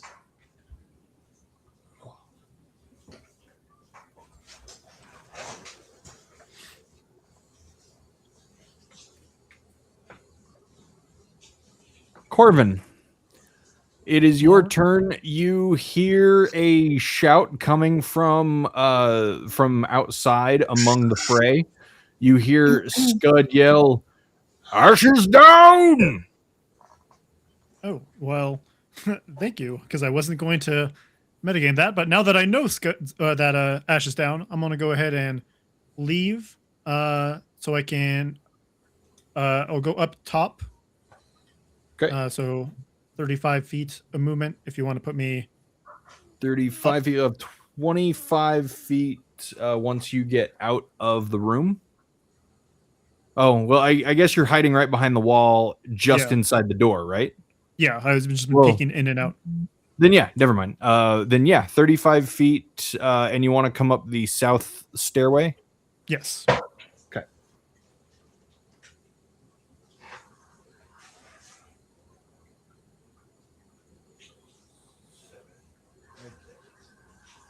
Right next to him. All right. Well, I didn't necessarily need to get right next to him, but that'll work for me. And then I'll go ahead and cast Healing Word. Just let me make sure. Yep. Making sure it was the 2024 version. And you get healed up for 13. Thank you. Then I'm going to go ahead and turn around and say, is that really all you got? I don't know if this is a great idea, but I'm going to go ahead and try to Vicious Mockery the wizard. All right. Wisdom saving throw. Yep. 4. All right. He takes 2 psychic damage, and he has disadvantage on his next attack. He was doing so well. Disadvantage on the next attack. Okie doke. Lonnie. That's me.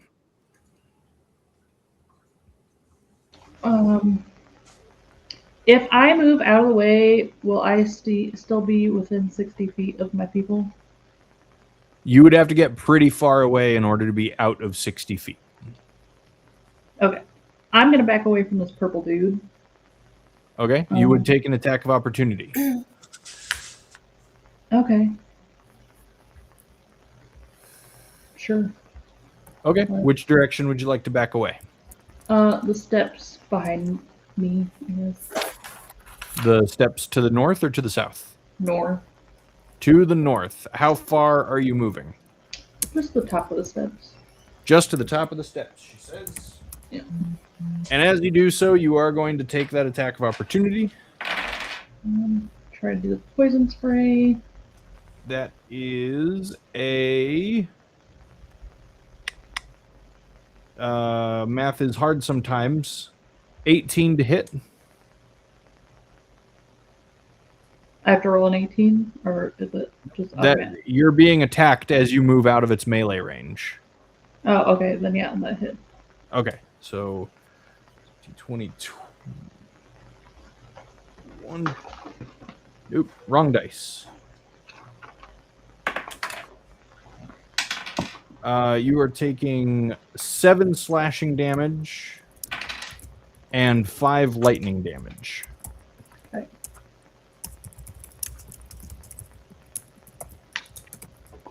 That it? That's it. Now you may continue. Okay. Well, I'm gonna do mass cure wounds. Up to 6 creatures. So my people. And each target regains hit points, and everybody will be getting 30. Nice. Nice. Right.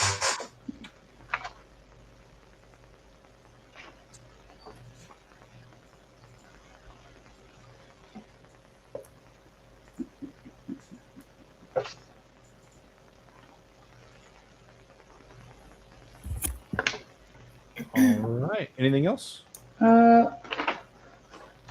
I guess I'll try being the toad again. So, You're going to turn into the toad again?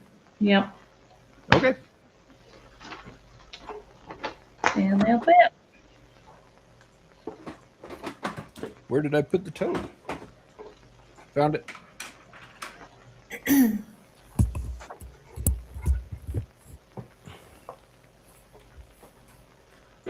Okay, Mora.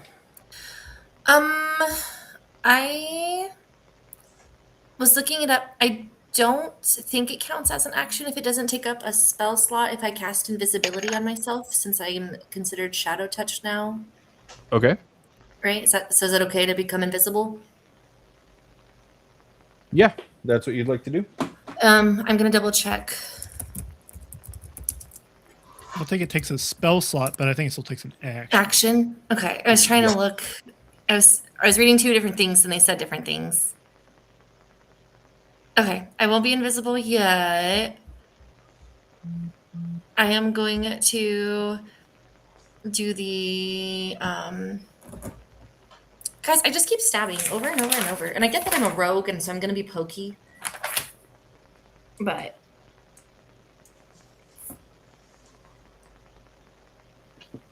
okay, I'm just gonna try and stab at the lightning wielding dude again. Because I feel like we've got to be onto him. We've got to be getting close. Okay. You want to throw your dagger at the person who is attacking Lonnie? Yeah. Or did you want to stab him? I'm gonna throw my dagger at him. Okay. I keep clicking the buttons. Oh.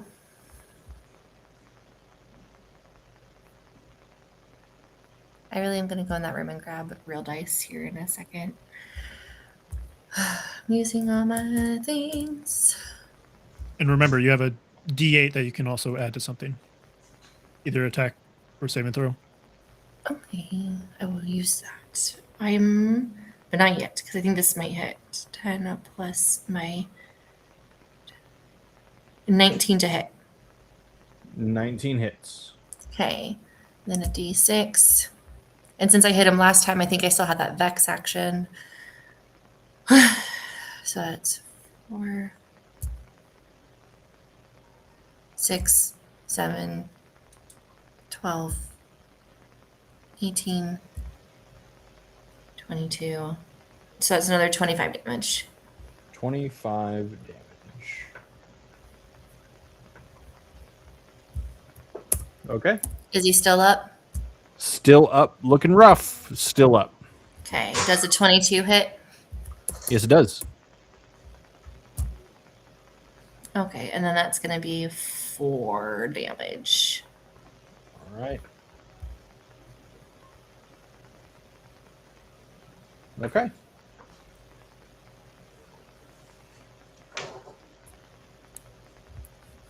Anything else? No, I feel like there's other things I should be able to do, but I haven't. All right. This fishy guy is still incapacitated. My gosh, what a great spell. And this guy, the guy right in front of you, Mora, he's going to stab at you. Okay.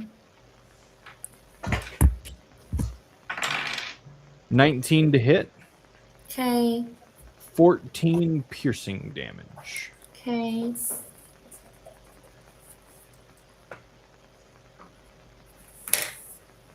All Ash. right. Question.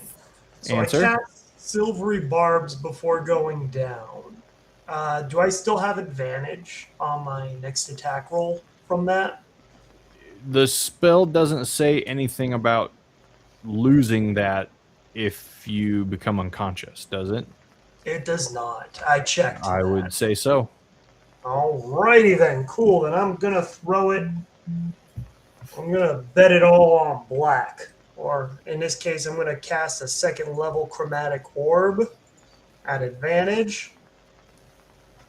I'm going to use fire, but I'm also going to use my ability, which I got on the short rest, infused Draconite, which means that it adds 4 necrotic damage and any resistances this creature might have to the damage type, it ignores. So let's see how this goes. Do you get that every short rest? Yes. Okay. And it's not something that you like choose on a list from. It's just something that you get. Just something I get. Just making sure. Go for it. Does a 19 hit? Yes, it does. All right. Cool. And that is a level 2 chromatic orb, so 4d8, which I have those ready to go this time around. Or I thought I did. No, those are the d10s from before. Okay, now I got 4d8 ready to go. Let's do this. He rolls all ones. You would like that, wouldn't you? That would be 10, 19 fire damage, plus the 4 necrotic damage. All right.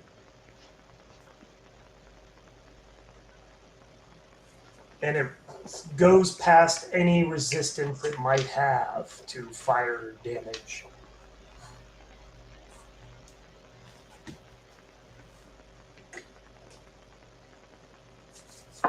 Okay.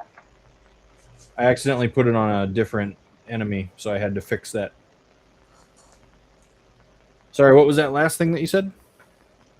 Oh, 19 fire damage plus 4 necrotic damage, and it bypasses any resistance it might have because of my infused Draconite ability. So Awesome. Cool. Is it down? Nope. Gosh darn it! Dadgummit! All right. Well, with that being said, that's all, folks. All right. So this guy is going to run to flank Mora. And he is going to Uncanny dodge. you. Mm-hmm. It is a 21 to hit Mm-hmm. for 9 slashing damage and 10 lightning damage. Okay. All right. The mage is going to make a run for it using her full movement to get to that point. Ash, I'm assuming you used half your movement to stand up, right? Yeah. All right. And as the mage runs up to just where you all are, her staff beginning to thrum with a golden energy, and she slams it into the deck of the ship, creating a wave of destruction that emanates from her. I need the Toad, Corvin, Ash, and Scud. You're all going to make Constitution saving throws. 23. 9. 14. Scud, Corvin, you pass. And Lonnie, you said 14? Yeah, You also pass. I'm about to say. Ash, you have failed. So here's what's going to happen. Are you ready for it, everybody? Mhm. Oh, those are the wrong dice. Those are your... I don't know how I did that. So... 26. Ash, you are going to take 29 thunder damage. Mm-hmm. Everybody else takes half that, halved to 14. All right. Corbin succeeds on his Constitution save for the stun. And Ash, you're going to take an additional 23 necrotic damage.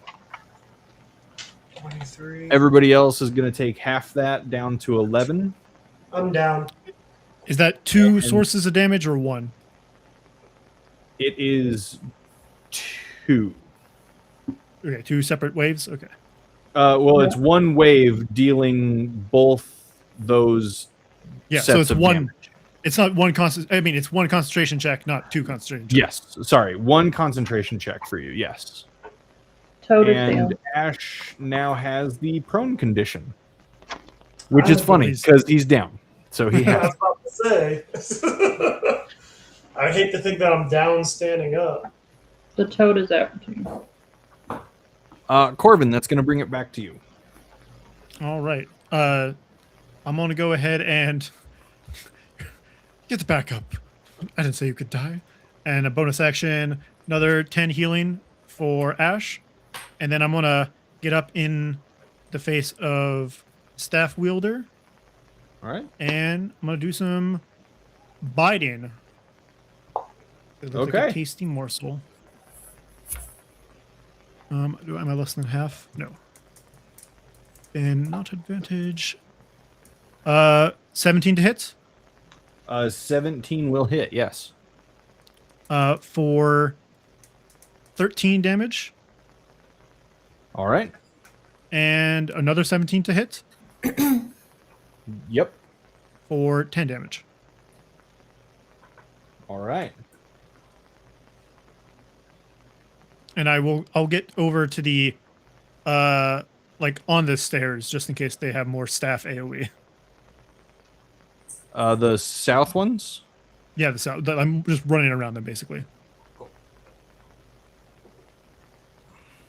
All right. Lonnie. Well, Toad is out. Oh, you're back to you? Yeah.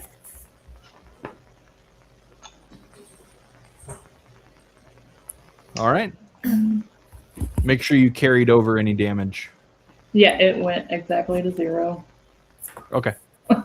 It worked out.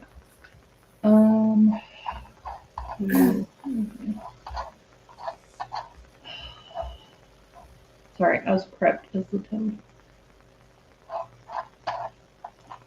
Let's just do. I'll try Starry Wisp. Okay. Um,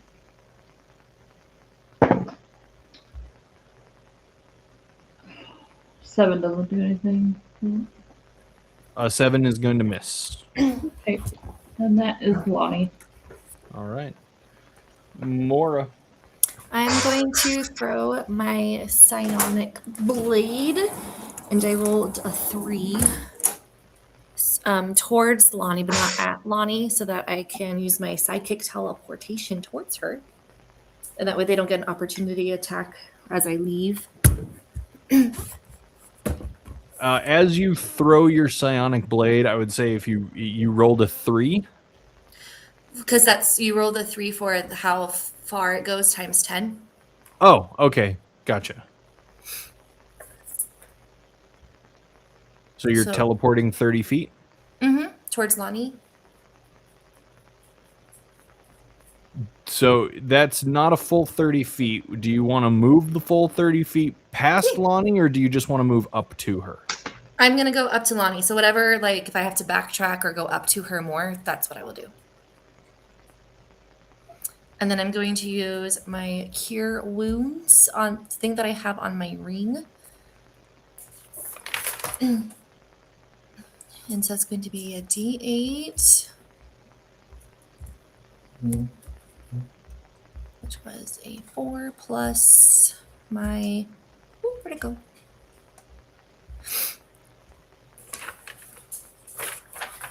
I think so. Use 3, 2. So I think it's 5 damage, or 5 points she gets. Okay. And you recover 5 points. Thank you. Anything else that you want to do? I think that was my action. I'm going to...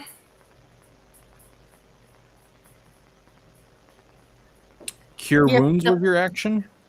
I mean, I think it is because it was my ring and I used the spell that was on my ring. Yeah, and so throwing your dagger was the bonus, right? Yeah, so I think we're good. Okay, cool. I forgot I threw the dagger already. My bad. All right. This guy's going to chase you guys then. First person he's going to come up to is Lonnie. Lonnie. Yeah. An 18 to hit. Yeah. That is going to be 10 piercing damage. Okay.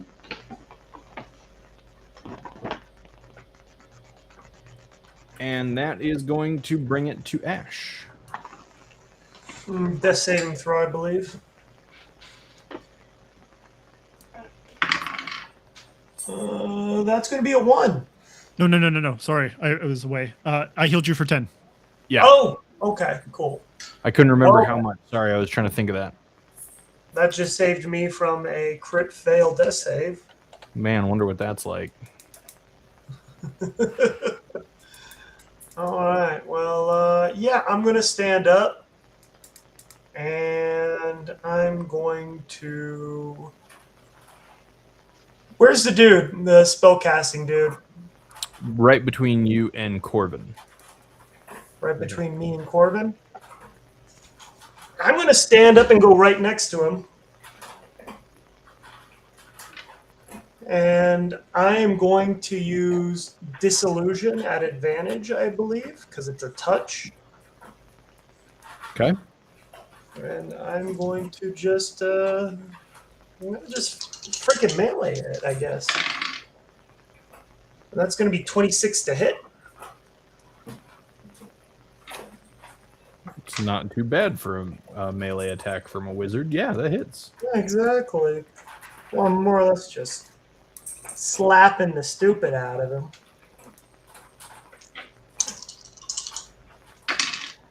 And that's going to be 15 force damage.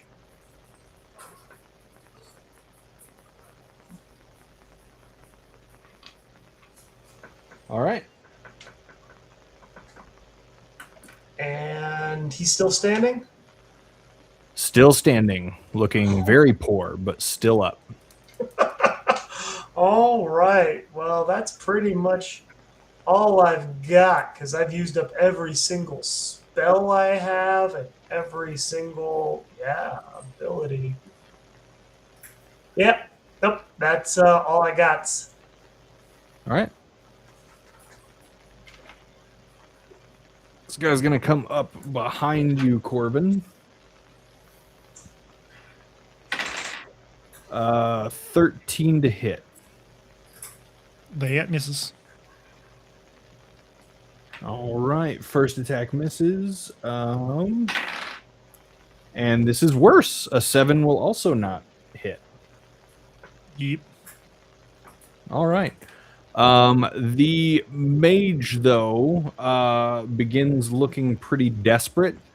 And you hear kind of a... She looks at you, Corvin, and through some weird guttural sputtering, she says in very, very broken common tongue, we have your friend. And then she's going to start letting loose with some of these strange scepter spells. Corvin, the first one is coming for you. It is a critical miss. Nice. The second one, Corvin, still coming for you, is 23 to hit. And it feels... She aims at me and ends up actually hitting the buddy behind me, as I'm going to go ahead and redirect that. That is fantastic.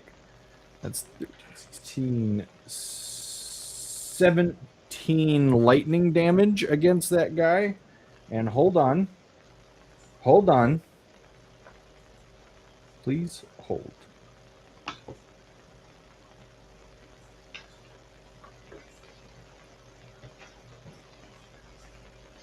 And okay. Sorry, I didn't have enough iron today or something because math is hard at the moment. So yeah, she launches this lightning bolt, which you deftly sidestep, and so it flies just right past you, coming within millimeters, and it collides with her companion on the stairs just behind you. Lightning entering through one eye socket, spewing out of its ear holes, melting its tongue right in its mouth as his mouth hangs open, and he falls backwards down the stairs. He's a goner. Nice.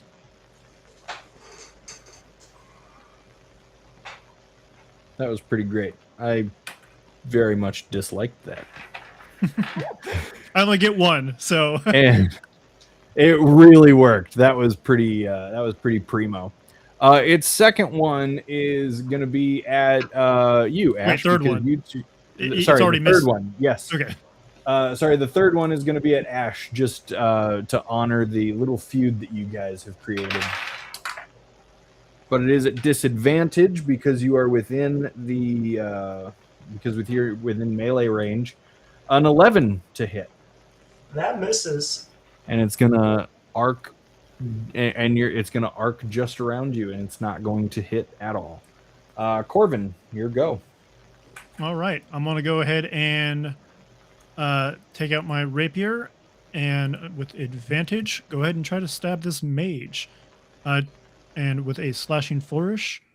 And I'm gonna also make myself a little big as well. I'm gonna bonus action giant smite.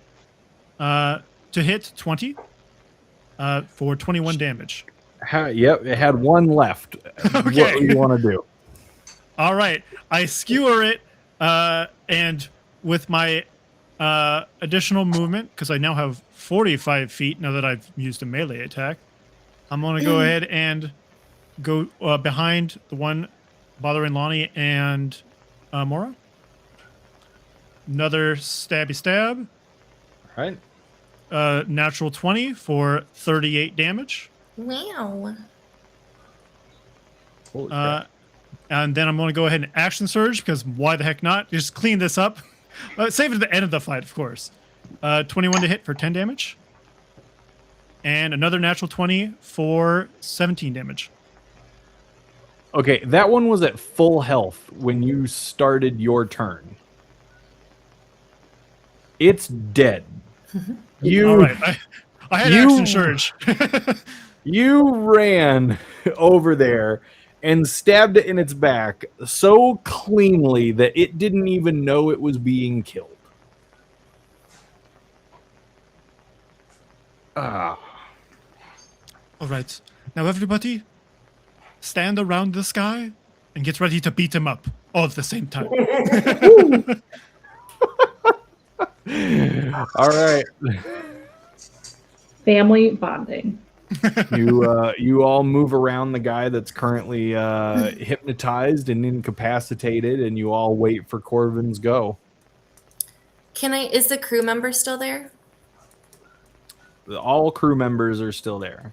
The one that was like stabbed by the hypnotized guy. Yes. All Is he crew still- members are still there. Is he still alive? Would you like to check on him? Sure. Medicine check. It's a 1. That guy's dead. It doesn't matter that he's laying there groaning softly. He's full on dead. You're 100% sure of it. Oh man. I announced to my group I was gonna make good on what the captain said and heal this guy, but I think he's dead. I'm not dead. Shh. I'm not dead. Oh, Please heal me. am I allowed to use cure wounds if the guy's talking at me? Cure wounds is not for a dead body. I know, but I mean, like, am I allowed to be like, oh, I was wrong? Or I'm like, no, shh. I don't know. It really seems like Mora would pick the latter, doesn't it? It kind of does. I didn't know rigor mortis affected the vocal cords. Please help me. You can heal him. It's fine. More, we need him to get back to land. Please heal the guy. Whatever, see if he comes back to life. Alright, D8. Pew, pew, pew, pew, pew, pew. Nickelodeon. Thank you, sir. I don't know what that's in my head. 9? Yeah, you reach down, you touch him right where he's been stabbed, and the flesh begins to knit together. The bleeding has staunched. You see some color return to his face. His breathing becomes more steady. Thank you.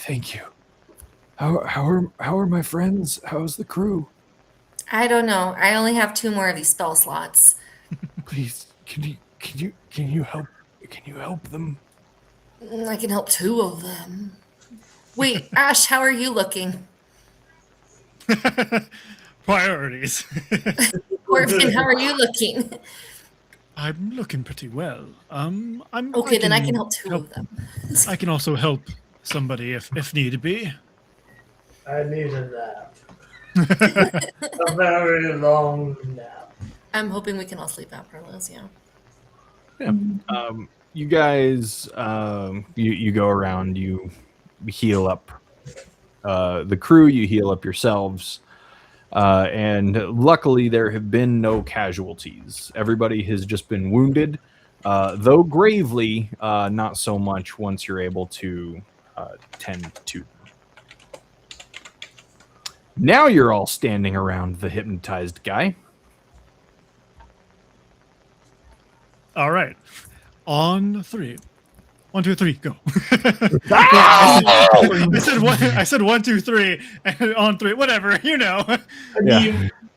I mean, we're already started this now, but the thought came to my head after the fact. We could have maybe got information from him, but Nah. Nah. Okay. Disillusion. No. We already got the information. They have a friend. Oh, wait, I probably should have mentioned that. Fight back! Just like curb stomping the guy with using my disillusion cantrip. Yeah, he's dead. You guys spend some time throwing the dead overboard. While you're doing that, Scud picks up 2 of the ones that he's killed, and he's making them talk to each other.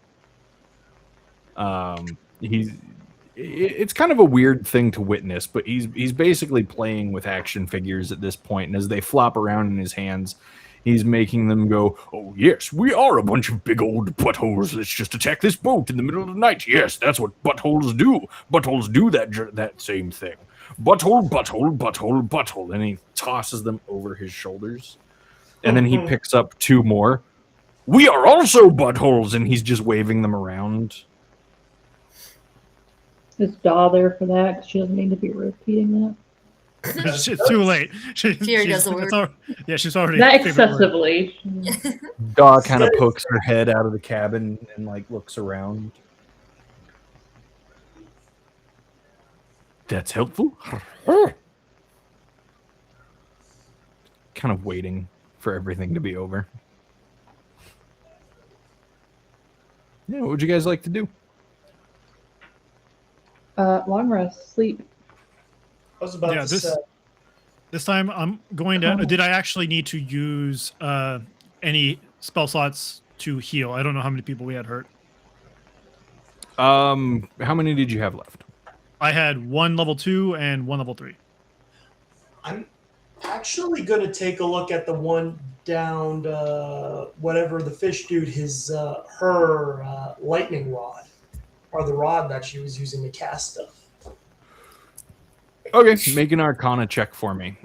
Corbin, I'll say that with you and everybody else using what remains of their spell slots, you only needed to use one of yours.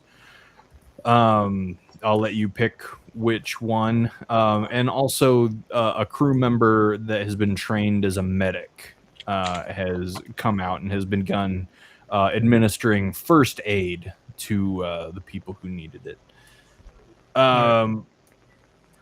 With a 29 Arcana, yeah, Ash, this is what you know to be an arcane focus. Really, it's just it's a staff that's been decorated in whatever ceremonial accessory is needed according to whatever culture this is. But nothing about it specifically is magical. It's used as an arcane focus. I'm going to hold on to it. No reason. Just, yeah. It's mine now. All right. Yeah. There you go. You have an ivory staff with a bunch of crap hanging from it. Absolutely. I'm not even going to change it. Seaweed, bits of bone on string. I'm into that. No, Oh, turns out what I wanted to do wouldn't work anyway, so don't worry about it. I'll use my other spell slot to heal someone else. All You right. know what I am going to do, actually? You know what I'm going to do? That creature's still there, right? Dead, but yeah. I'm going to devour corpse. Okay. Yes, I am devouring corpse to get some hit points. Delicious. Does Lonnie have any spell slots left? And do you still have enlarge reduce? I don't think so. That No, was 8 Okay.